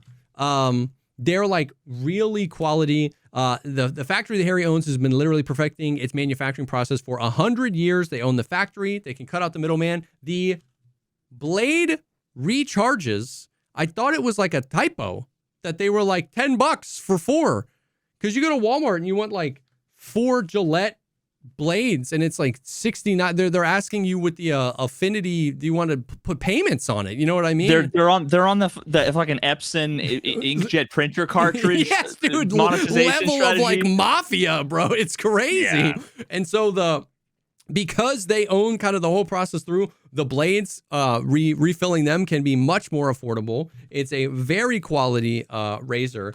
And it feels great to shave with. I still like line up under here or trim up here a lot. They also have, in addition to a ton of like razor and shaving and foam, they have like beard care stuff. They've got like beard wash and beard like conditioner. They've got face, eye, like a lot, like anything you want for like skin on your face. The hair stuff, literally, I have been using for so many years. I was so excited when Harry's came across because I was like, oh my God, like their stuff is good. So yeah, man, it's Harry's is awesome, very quality, and very affordable when it comes to the razors. So, bro, I haven't done any shaving for a long time because I like don't touch anything. I just let my barber. Yeah. Mess with it. But I, doing some filming in between, the month between my haircuts and stuff. I'm like, all right, I want to clean up some of the things. And I'm telling you, bro, I've never. It's been a long time, and I never back in the day when I shaved, never had. This is the MVP. Yes, the one razor. One tiny blade. little guy, because that's how you can just get in and and actually have like some precision. Because when you have a big, thick thing that's got 72 blades, I'm like, how am I gonna like get a nice, actually have the confidence to just 100%. For a limited time, our listeners can get Harry's trial set for only $8 plus a free gift at harrys.com/pogcast. Just head over to harrys.com/pogcast and receive our exclusive discount. After you purchase, they'll ask you where you heard about them. Please support our show and tell them that we sent you. Thank you so much to Harry's for sponsoring this episode. So that's what the flip is going on over here. How's the GeoGuessr grind going? I saw you were you playing duos again? I was playing some duos, Nice. with Stal, one of the community members. He's got a ton of experience. He's from Ukraine. He's a really cool, that's sick guy. So we were playing some duos. He's you know, like it's really interesting. It's really interesting how like playing the duos, every duo has their own elo. Oh yeah. It's kind of a weird sort of thing where every duo has their own elo, and then basically like on your profile it has whatever like the highest elo is. And so I'm like Master 1. No, sorry. Wait. GeoGuessr ranks. It goes, there's bronze and then silver 3, 2, 1, gold 3, 2, 1, master 2, master 1, and champion. And my profile, it just occurred to me. Champion. That's like global elite. Yeah. What the? Oh my God! Can we talk? Can elite? Global elite? Elite indeed. Oh my God! I can't do anything, dude. I can't. You're done. Retire. I mean, I'm not that rank. I'm not that good. It just so happens that like a couple of the people I've been playing with have been like 13, 14, 1500. Yeah. Because it's really weird. Like when I hit Q, sometimes I'm with a bronze. That's and so it's like, weird. It pops up and it's like Joe Smith, you want to accept? And it's like I hit accept and then very quickly hit like the profile and it pops up in another tab and I look and I'm like silver and it's like look for teammate. You know, it's like because I don't want to play moving and they literally can't play no move or those things. So there's very few people who are like gold 1 who are queuing for it's always like total newbies or like, you know, kind of the giga chads. But yes, I mean that's been fun. I've had a few fun highlights. I got some clips and a few things I want to show. The GeoGuessr World Cup, the World Championship happened a few days back. Oh, really? Dude, I want to show you just a couple of clips real quick because it's bonkers. Dude, I can only imagine what kind of stuff they're whipping out. The way they play, so there's a bunch of different people. Then, you know, they pair up, and I don't know, there's a single, double elimination. I don't know how the whole tournament works, but basically, it's first to 3 wins out of 5, basically. Okay. And if you the first couple of rounds are the first 2 rounds are moving, the next 2 rounds are no move, and then if there's like kind of a sudden death last round, it's NMPZ. Nice. And not a ton of them went to NMPZ, so the NMPZ is no move, pan, or zoom. Yeah. So it's just figure out where you are with a JPEG. Yeah. And so this is one of the first few games of like the first match of like the finals. And let's see. This is so sick. You're gonna have to pay attention real quick because you'll see. Oh my God, my fucking ears. I apologize to everyone out there.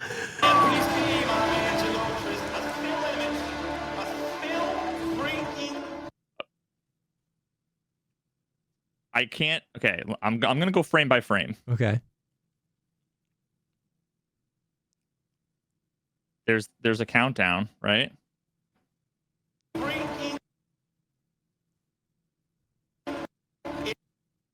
Wait, he already guessed?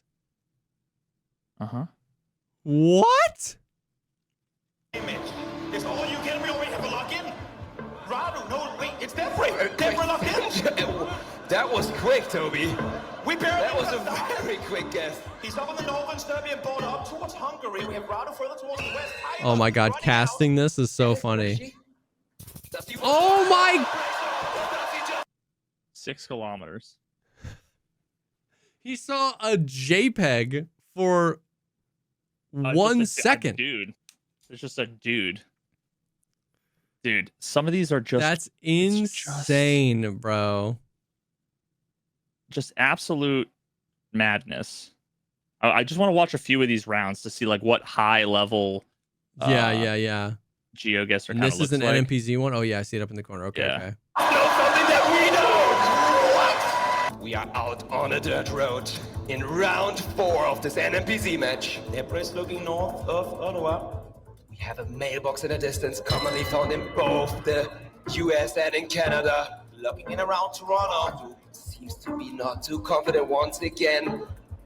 talking with himself about the guest. Oh my god. Again, he's just not happy to be right. What did I get? Dude, it's And now it's now just- locking in early doesn't get you extra points, but it just pressures the other teammate, the other person, right? Because now they only have 15 seconds to lock in, right? Exactly. Yeah, Okay. exactly. So there's a whole meta to there really is a lot of extra strategy that goes into how you want to play. Yeah. So like earlier today in the duos, I have one teammate, but I'm playing against two people who are like almost double my fucking elo. Okay. Like these guys know which neighborhood on which island in the Philippines is this, telephone pole or whatever. And I'm like, I'm in the Philippines. Yeah. Yeah. And the Philippines is like bajillions of square feet. I don't know the size of it, but it's huge, right? Yeah.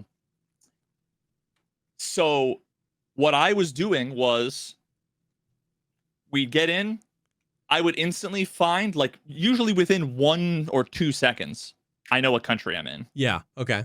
And I just, boom, you got 15 seconds because I'm not going to get any more information. Yeah. Gotcha. The more time we go, the closer they get. Yep. To figuring out. Interesting. So my strat was basically like insta guess. You got in the country, and them having to go quick means they might miss a detail that would have gotten them in that neighborhood. Yeah. That makes sense. Yeah. So there's a whole like meta to the whole thing. Let me see here. Okay, this is a good one. To the road specific, are they in agreement? Seems like they are. We might be in for I didn't see it. I know. Okay. Sorry. I was like, okay, people. I'm confused about what I'm sure. Oh, this is moving. That's why. I was like really confused. Moving. Okay. Canada. No, you can rule down some areas. Looks like we are in Canada. Got the flag on the side as well. Strefan getting to some signs. They had some French language initially, but seems like this one doesn't. Both with the same info available. Yep. Can they find it fast enough? 30 seconds left on the clock and plenty of roads to look over.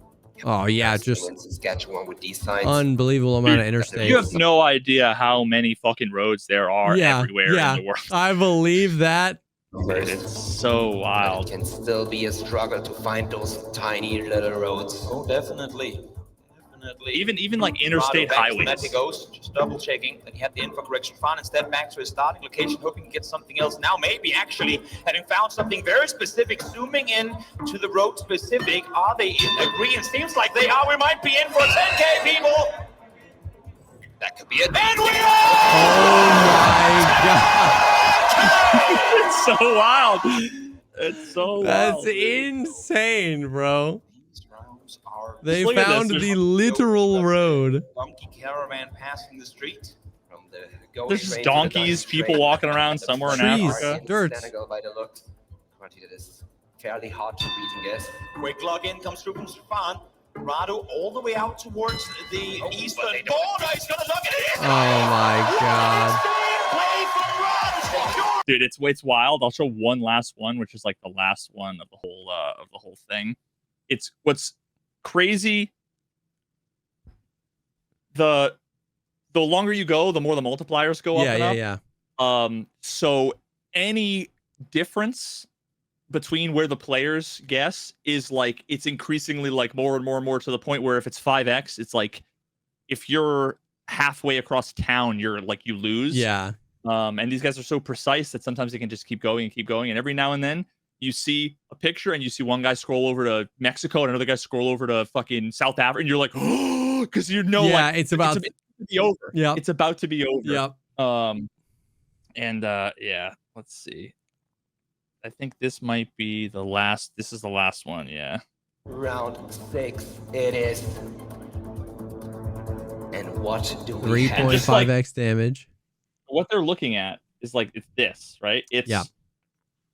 I don't even know what that is, and they probably can't see it. It's just Mountains, it's terrain. dirt, trees, mountains. they don't get all the meta information about like. Sometimes you do, depending on the angle, but like, they don't know what kind of car. Yeah, they don't know, you know, necessarily with like the copyright. I don't know if they can see it or not. So it's wild, dude. It is a very, very rural location. We have a pollard on the side or something. Something that fell off, maybe. But Mexico, how about from Debray? And I'm not liking this reaction They from are Debray. both agreeing with that. He's seemingly confused about it. Could be game. This 4 seconds left. That, you know, it's about to be GG's.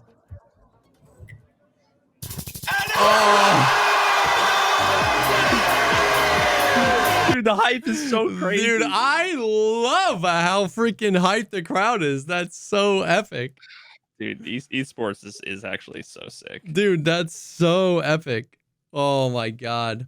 I didn't know they went that all out for GeoGuessr, man. I freaking love that. Dude, it's solid. And there's actually a video that I recommend people watch if they're at all interested in this. So the guy Rainbolt, he's the guy that's like famous for all the clips of like, yeah, this is like upside down, black and white. I only see it for 0.1 seconds. Yeah, and he's like, that Sprite bottle is a Senegal Sprite bottle on the floor, on the ground. You know what I mean? Like, it's the crazy shit. He's like, a lot of people compare him to the Gotham Chess. This is like a super relatable. I know Gotham Chess. But yeah, he's like the Gotham Chess of GeoGuessr, where he's like not the best, but he's like extremely good, better than any one of us will ever be. Yeah. He's like the Harlem Globetrotters, like better basketballer than anyone, but more an entertainer. You know what I mean? Yeah. What the fuck was I gonna say? I forgot. Rainbolt had something to do with what you were about to say. Oh, he did like what effectively was like an ad, but it was like the least shitty ad in all of history with Google Maps. So he got to go sit in the Google Maps car, drive around. They went. I think it was like some new coverage in Chile. They drove. Dude, he got to be like in one of the pictures in like this crazy plate. Like, watch the video. It's pretty short. Yeah, it's on his channel. I think it's on Rainbolt's channel, and it's just like such a wholesome. I saw the literal short he did of that. Like, he turned that story into a YouTube short, and I saw that short, and I was like, "Oh, I want a my 90-minute documentary, yeah. not like a." It's like I want to say it's like 12 minutes or something, like or 8 minutes. It's like really, really short, but it's a fantastic video. I'd recommend people check that out. But I've got like, I don't know, 3, 4, 5 or something funny clips from last week that are worth sharing. And I don't even remember what half of them are. I always like all my own clips. Are just like raffle or like what or LOL. I don't know. Dude, I never know what the fuck. I can't be bothered. I do the same thing, bro. I can't hear it. Yeah, there's no sound. Oh, okay. My music goes to the muted channel, and I'm just like, yeah, you're locked in. If I'm not singing Sleep Token without background music, then you're just locked in. Shit, I used to know what this was. I'm sure it's one of the countries. I'm sure it's one of the countries. Yeah. I think that car's passing. So it's left-hand drive. Wait. Oh, this dude, brother. Okay, so part of like figuring out where you are is figuring out what side of the road you're on. Yeah. That if you look down, a lot of times you can see if the car isn't fully blurred. Most of the time, you can either see like the front 2 inches of the car or like the back 2 inches of the car. Yeah. So you at least know which direction the car is pointed. Yep. But I'm like proud of my like logic here, because it's like whether I'm driving on the left side of the road or the right side of the road is one hemisphere or not. Yeah. Another hemisphere. Yeah. So look, you've got. Yep. So we're both that car and the Google Maps car being passed at the same time, or passing at the same time. Or passing at the same time. So yeah, let's. I think that car's passing, so it's left-hand drive. Wait, I'm so confused. Wait, am I passing? We're all pointing the same direction. Is he passing me? That is. Oh my god, dude, that was confusing as fuck.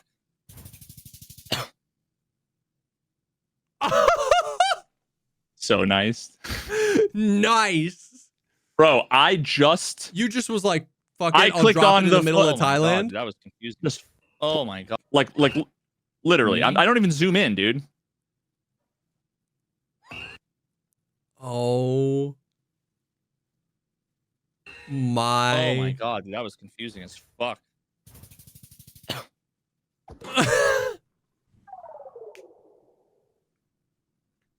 It's like, that well, look, bro. That look. at the last That's second, literally dude. insanity.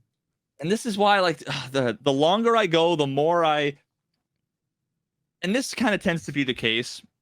Now, maybe there will be a threshold where I'll stop doing this, but like, I remember my first few like super sus moments where I was sus about someone else. Yeah. I'm like, as I go, I'm like, oh, I understand that. Oh I go a yeah, little bit further, yeah. I'm like, You I like remember understand that clip and you're like, oh, I I'm see. just like, oh yeah. So Yeah, and yeah, things yeah. happen to me, and I'm like, oh, this could have easily and when it happens with enough frequency Yeah. that it's like not really even, it's like sick enough to be like excited, but not so uncommon that it would be Yeah. sus. So yeah, there's a lot of that. That's dope. Oh dude, okay, so this one's just funny.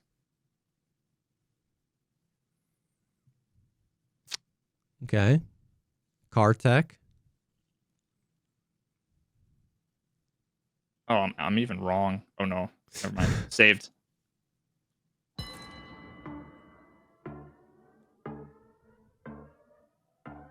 Was that all mostly just from the car? The Google. It was completely from the car. Like this car, pretty much this exact car. If it has the like tape there, it's Ghana. Yeah. If it doesn't, and it looks like Latin America, it's Guatemala. If it looks like mountainous kind of Russia, it's Kyrgyzstan. Gotcha. If it's got like a little white sticker on it, it's like Curacao. Like there's. Oh my God. Yeah. So. Okay. But what's funny here is. Oh, actually, that wasn't even it. You both I think it's what the same road. We both picked the exact same spot, and that's actually another thing that's crazy, kind of unrelated to this, is when we play duos. Now, I mean, this is like we both clicked on like a major city, so it's not that amazing. Okay. But there will be times where like I don't know, whatever this is, part of China, isn't in the game. But like, let's say me and my duo, we knew that it was China, and we're like, I don't know, man, like maybe Central and maybe West Coast. If I like clicked here, and he might like click here. When all of a sudden the other marker for the teammates pops up, it's like, oh, they did the same right on thing? him, right on me, like exactly the same, dude. And it's like arbitrary, middle of nowhere locations. It's crazy. Yeah, how close you can be. How close you can be. But yeah, I think it's what pops up next. That's the funny clippable moment.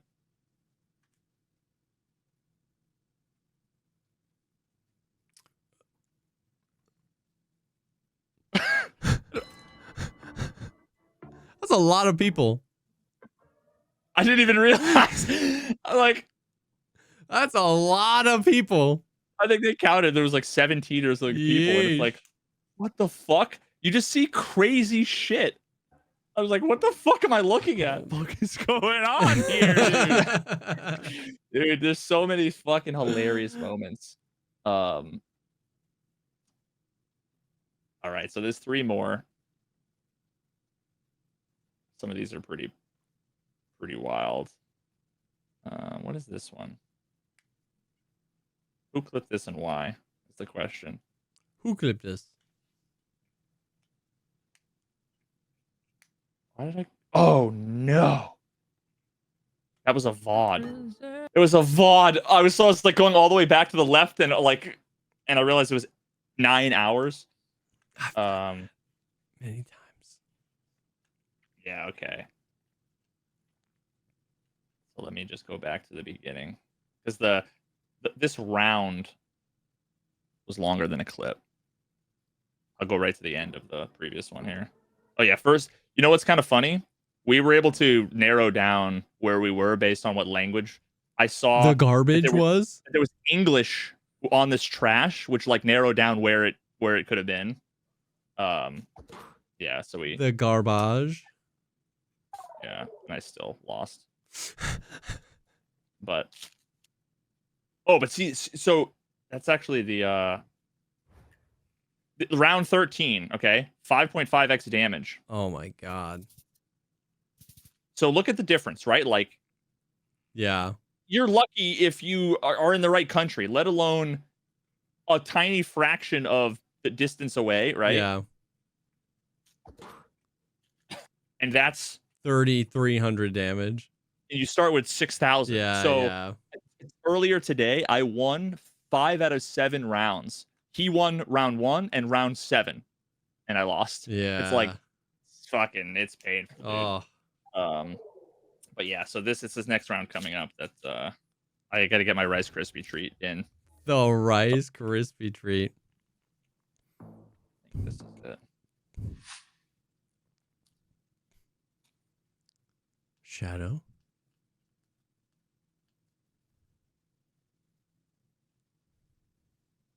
What the fuck?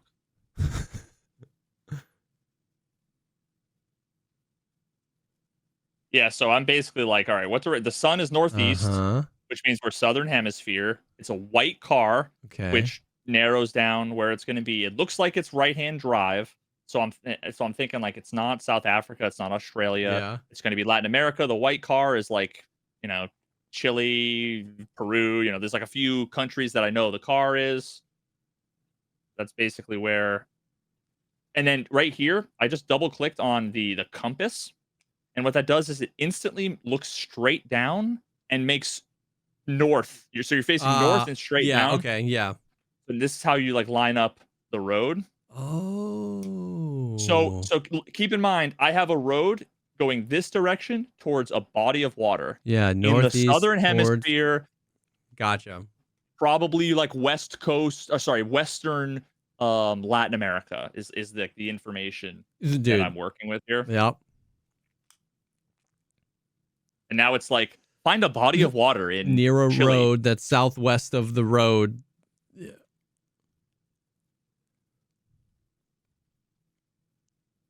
Yeah, like it could be this road. Could be that one. I'm like, all right, I'm not super confident. If the angle isn't like spot on. Oh, that was that. So what I just looked at there was, I'm like, I could have sworn. So here I see the road goes straight for a long time. And there's also like some connecting side roads. Yeah. So the other one we saw like didn't have anything really connected, and it was like curvy. So I'm like, I'm not on the right road. Yeah. And then I also looked down here to see, it's like a T intersection. Yep. To the left and to the right. So I'm like, it needs to go down to the water with a intersection. So it's like not that. Not that. Like, okay. Zoom around a little bit more. No. Just go along the fucking southern coast of some random obscure body of water. And I'm like, okay. Let's see what else we got going here. Now that's me singing Sleep Token. And this is a duo match, right? Oh, no, this is actually solo. Oh, wait. This is a duo match. Yeah. And I was playing with someone who was like, this was like the highest ranked person I've ever played with. Okay. He was carrying me the whole time.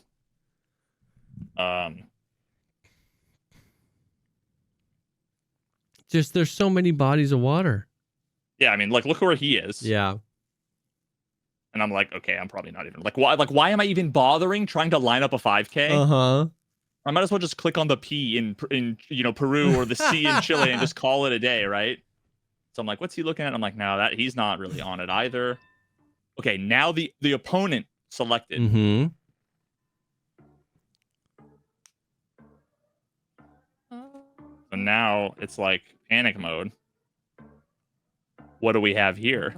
Oh, yeah. So here we go. Oh my god. 21 yards. 21 yards. And for that, I got 7 damage. Because he was right on. He was right across And in round away. 13, that would have killed him. That would have one-tapped him. It probably wouldn't, because even if it's like times 10, it's only 7, so it's gonna do like 70 damage instead of 7. He was just that close. Yeah, just that close. Okay. The thing is that like the difference between one side of Australia and the other is like 2,000 kilometers. Yeah. Not 22 feet. Yeah, you know what I mean? true. Yeah. So let's see. What is... Damn, bro.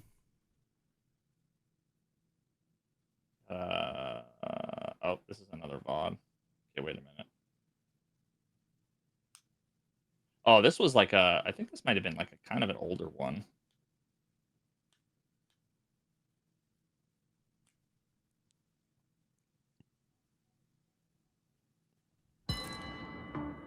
Oh, go forward. Oh, he's 6,000 health. I have 156. Oh. No, they're all Indonesian people living in the United States. I don't remember the context of that statement. But so I know it's Taiwan because it's right-hand drive. Okay. These stripes here on the bottom of the pole that go all the way to the ground is Taiwan. Okay. If it started here and went up and like looked slightly different, it'd be South Korea. If it was started here, went up like this, and was vertical lines, that would be Japan. And those are left-hand drive. So it's like, I know I'm in Taiwan. Zhongguo Zhongguo. And I'm just saying it out loud basically because like it's so obscure that I like need to, I don't know about you, but I need to say numbers out loud or like words out loud if I want to remember them 8 seconds from now. Yeah. I need to say it out loud. Like, you ever get the 6-digit pins when you do like 2-factor authentication? I'm like 789 444. Yeah. And then I grab my phone and I'm like 789. Saying it over and over in my head 100%. So I'm like, I have to like pronounce it, even though I know I'm not pronouncing it correctly. Yeah. It's like I zoom in, I see 95 labels in another language. Yeah. So it's like I have to remember and mentally compare them all. So, but what I see was Nantao. 10-2, 139. Oh, look, there's a county. Nantu County.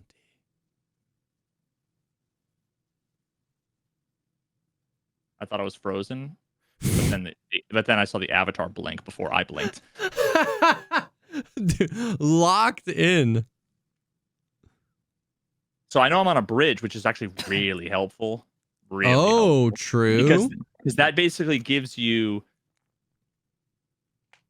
like, another dimension. You have the river, the angle of the river, the angle of the bridge. Oh, yeah, because you know the thickness of the river. Of the road. If it's a huge river, then it's like, it's a lot easier to find a blue continuous line. Yep. That actually makes a lot of sense. You like, create an intersection because you know the direction of the road, you know the direction of the river. Exactly. Yeah. Downtown Zhuanglao. I can't see the text. Dude, it was like downtown Zhuanglao or whatever, right? And I just my cursor's here. Downtown Zhuanglao. I look up here, I look down here, and I'm like, text. Oh.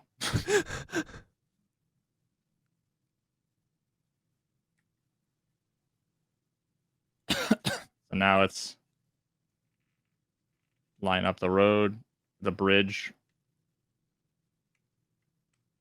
And sees like that bridge. See how like I'm looking north, so this bridge is going north to south. Yep. This bridge is going east to west. Yep. So I'm like, fuck, that's not the right one. There's another one. I'm like, that's not right. It basically needs to like, I need to see the line be parallel with the line of the road. Yeah.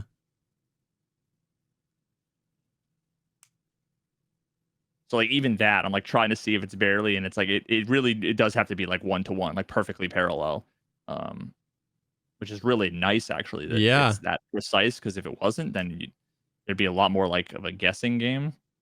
Oh, brother, why'd you just zoom out? I don't know why I just zoomed out there. I thought I just saw it.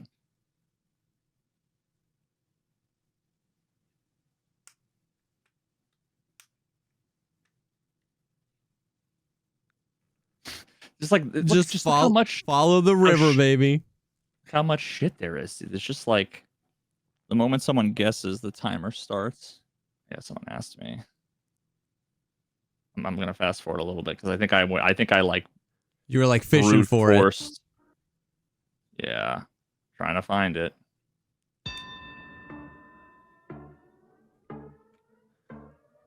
It's crazy how many of them you find in the nick of time. So see that one? Uh-huh. That one wasn't the right one. But I clicked it because I'm like, I don't know, it's just as arbitrary as anything else here, but I'm like, oh. Uh-huh. Uh-huh.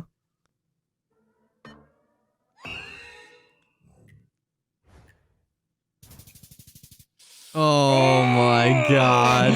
It's so satisfying, especially when they choose first, because they're like, I don't know, I give up, and you're like, oh, bitch, you shouldn't have done that. That's insane, with 100 HP left as well.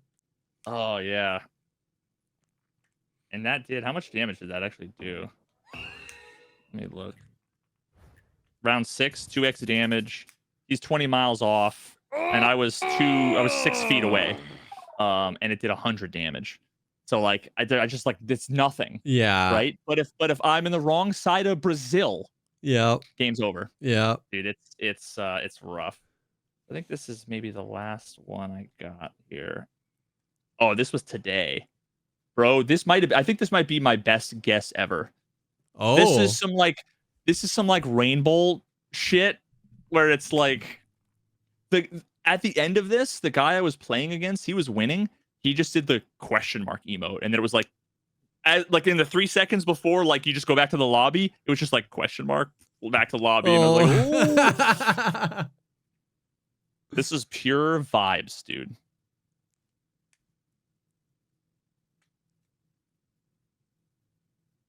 Come on.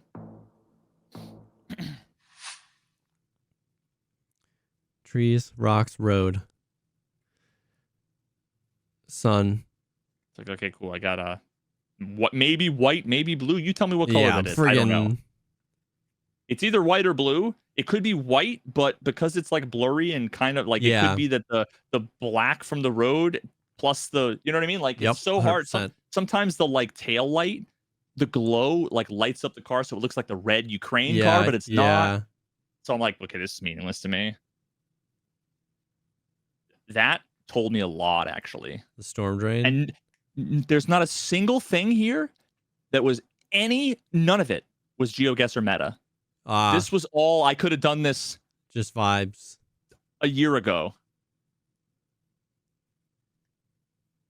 That storm drain and this view right here is what I needed. With the pole.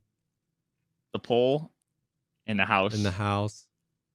At this point, I know I'm in the United States. I know generally I think, and see, some of these things I like have a hunch about, but I'm not actually sure if it's accurate or not. You know, like there are things that if every car you see is a Toyota, you just assume every car is a Toyota until you see a Ford and you're like, oh, okay, there's another one, right? Yep. I don't know what it is, but like something about this house just made me think like I just feel like it's kind of either like middle of the country or like East Coast. Yep. Like, you know, the architecture is just slightly different in like California. For sure. But the biggest thing was this pole. How many neighborhoods would you think would have install a pole like this on a road that doesn't have like sidewalk? Yeah, you know what I mean? Like that's a kind of a fancy sort of pole. Actually, so I'm curious, if you were to think of like, if I were to say, okay, rich person suburb, I wouldn't expect you to necessarily have the answer, but I'm curious what comes to mind. Rich person suburb? Yeah. Like what state? Oh, what state? Yeah, would you expect to see like I don't know, like that looks like this. I'm thinking like northeast. Okay. But I have no idea. I'm just getting vibes here.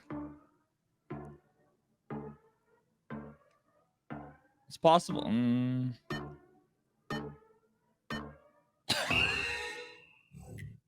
Yes. Oh, You guess Austria? Austria. Oh, yeah. It's not a 5K. Yeah. But just from like, that's as close as I'll get to like Rainbow NMPZ. Yeah. You know, like I'm like, looks like a Connecticut fucking drain. Yep. And a pole. And it just so happens that like when I think Connecticut, I mean, if you go to like New Haven, for a rich person suburb. Yeah. if you go to New Haven, it's like a shithole, bro. Like I went to a concert in New Haven when I was like 15. And I thought I was gonna get stabbed, dude. Damn. But like there are really nice $1 million neighborhoods in Connecticut, like a lot of them. Yeah. So I was just like, I don't know, like Connecticut, it's North New England because it looks like it has like the particular kind of like when you see roads all over the world, you don't like, they're just things that you don't notice. Yeah. And having like this kind of sort of, pavement asphalt with like the black, almost like gummy filler in, I'm like, you don't see that in like the UK, or at least I haven't seen it in like Europe anywhere. Yeah. And I'm like, this storm drain, a lot of it comes down to like not looking unfamiliar.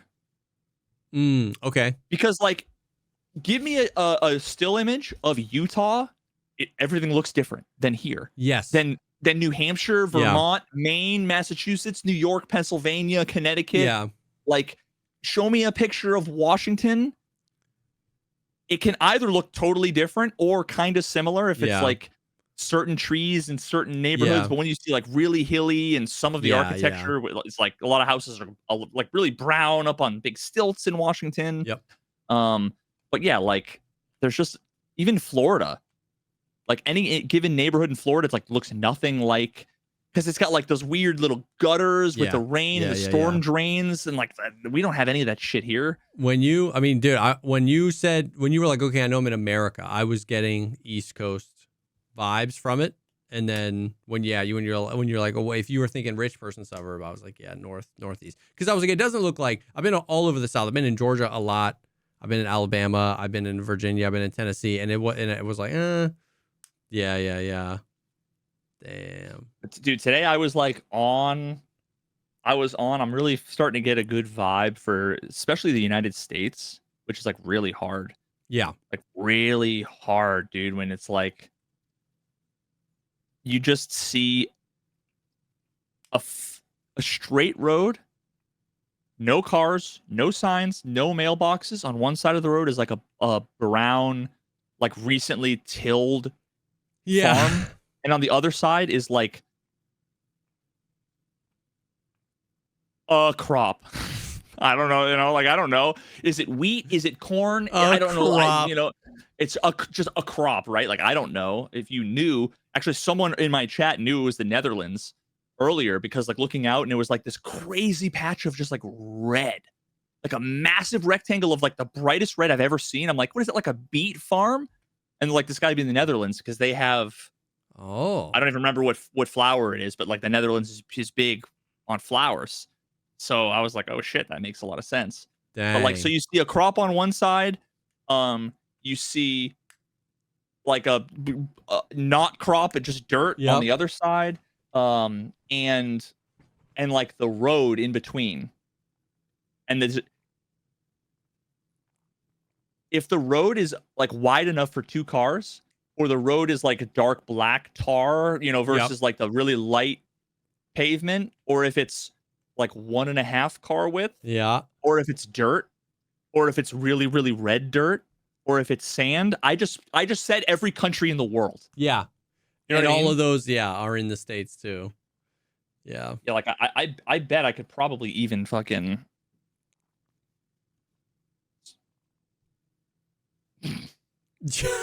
that is definitely just like a Windows background. dude, I literally found what I think was like the Windows background. If this was like, well, actually, wait. Like, Dude. yeah, if it was like a little more hilly, yeah. that's just straight up the fucking Windows background. But yeah, so it's like, would you guess Kansas there? No, like, I don't know. When I think bro. of Kansas, I think like cornfield. Yeah, dude. So it's like, let's just go so over much one more of town. America. Yeah, bro. So this is, I mean, like, it's just different enough where it's like, okay, you know, maybe if I just saw this, like NMPZ, like this could be Kansas, this could be South Africa. Yeah. It could be maybe part of Australia. Dude. And like the US, when you're playing a game like this, the US you feel like it would be easy because like, right, the deserts of Nevada, you know, the crazy stuff you see in Utah, the redwood trees in Washington and California and New England. Like, you think about that, but it's like, bro, 98% of the like mass of the United States is road with green or brown on the other side of it. You know what I mean? Like, it's easy to parse like the countries in the country. Like in Africa, you're like, oh, this one's greener, this one's more desert. Just like in Africa, you do that where it's like, but when the rubber hits the road and it's like, it plops a place in, unless you are like gotten lucky enough to be seeing a redwood tree in the frame, so much of America is just road with crop. And you're like, what, dude? Kansas, Arkansas, like Tennessee, what is this? And like most of the states are bigger than most of the European countries. Yeah. So there's that, but then there's also like the difference between France, Germany, and Spain. Think about those differences between the languages on the signs, the kinds of cars you're gonna see. You know, like, see a lot more Audis and BMWs versus Citroens. You know, and it's like, you know, you're right adjacent to each other. But then think about fucking, you know, Kansas, the comparable amount of Kansas, Nebraska, and like Wyoming, bro. Right. So we just see this. All right. So then now let's like maybe click on this. Oh, okay, cool. Yeah. The exact same. Yeah. and this is like, you know, the difference between like fucking Russia and, you know, Bulgaria in distance. I actually don't know what the distance is, but like it's really a lot harder. Yeah. Than you. Oh, look. It's the same shit, but just drier. Yep. But then like, what happens if I click over here? Oh, interesting. Trees. But see, like, here's the thing. That right there, what is that? I've never seen that. Is that salt? Is that sand? Dude. That to me, it's like, I know for a fact that this isn't New Hampshire, right? Yep. But if all I could see was like this could totally be New Hampshire. You know what I mean? Yeah. So there's just like little things, like everywhere I go, something is just unfamiliar. Yeah. Like there's just nowhere. Look at this. I mean, it's another part. What about Nevada? This is where things start to get exactly a little rockier. No, yeah. A little hillier. rockier. Yep. But dude, okay. This is what's fucking funny. So picture this. Mm-hmm. This is where like my knowledge will come in, because I can maybe find a place.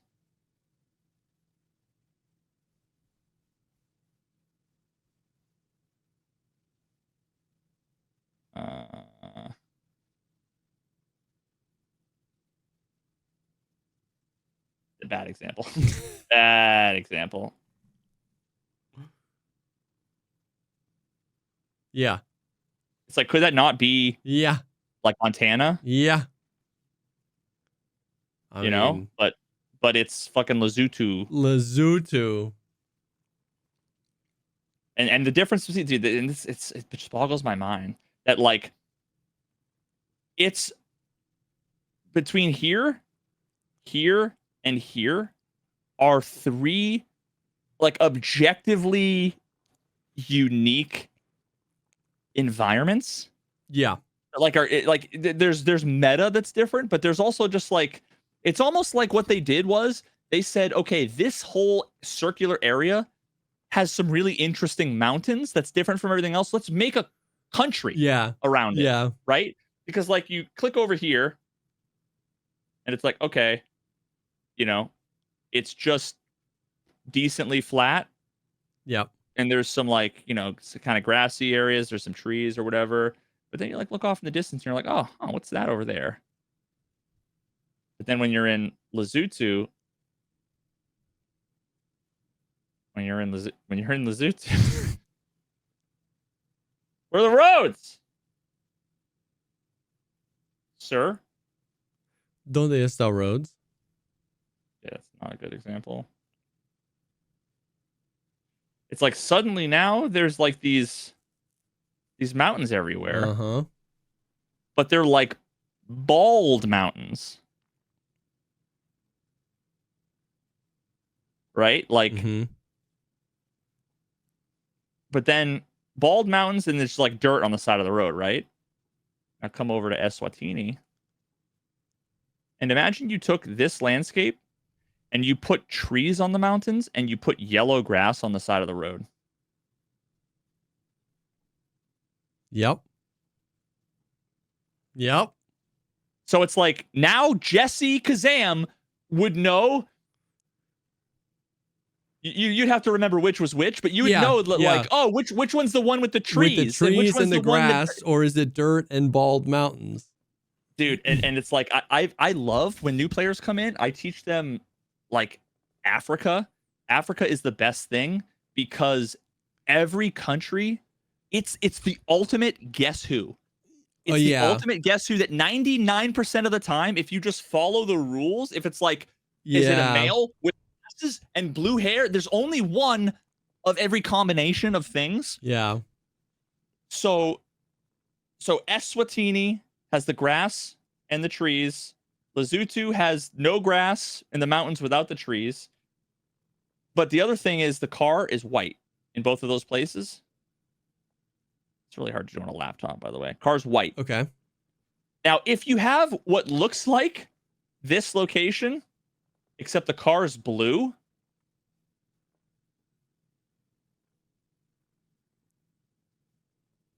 bad example. Extremely bad example. Like even I'm getting worse. Sir, you're making me look bad. Okay, I mean this is this is yeah. But here it's like, okay, there's grass and there's these mountains, but so you might think that this is like Eswatini, but oh look, it's a blue car and it's South Africa. And there's like a couple of tiny areas where South Africa has a white car, but otherwise it's like you see blue car, South Africa. Yeah. If you see white car, it's not South Africa. So then look at the environment. Yep. If the environment are the two I talked about, or if the environment is like this, where it's like it's a lot more flat, yeah, and a lot more like desert, like brown, yeah, like a lot more kind of barren with a white car. That's Botswana. If it's pretty much exactly the same vibe, except you have a white truck,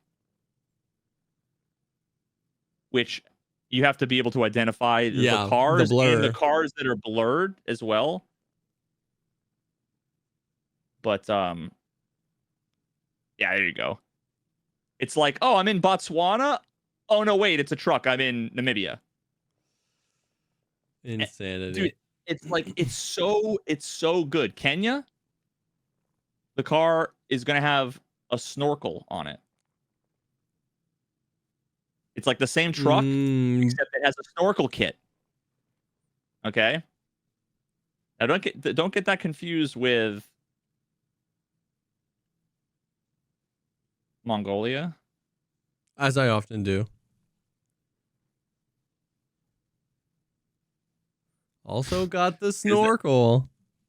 And you might think like, this is like maybe kind of South Africa or whatever, but it's like, oh, but wait, no, this kind of looks maybe a little bit more kind of desert Russian Mongolian than it's Mongolia. Okay. So Kenya has the snorkel. Uganda has it has square mirrors on a white truck. This is not official coverage from Google. Like I think like anybody can like upload shit. Yeah. Like the Wikipedia of maps. Yeah. Mm. So you get used to seeing those mirrors. You see those mirrors, it's Uganda. Okay. Now the interesting thing is that all of the countries, if you split Africa down the middle, Okay.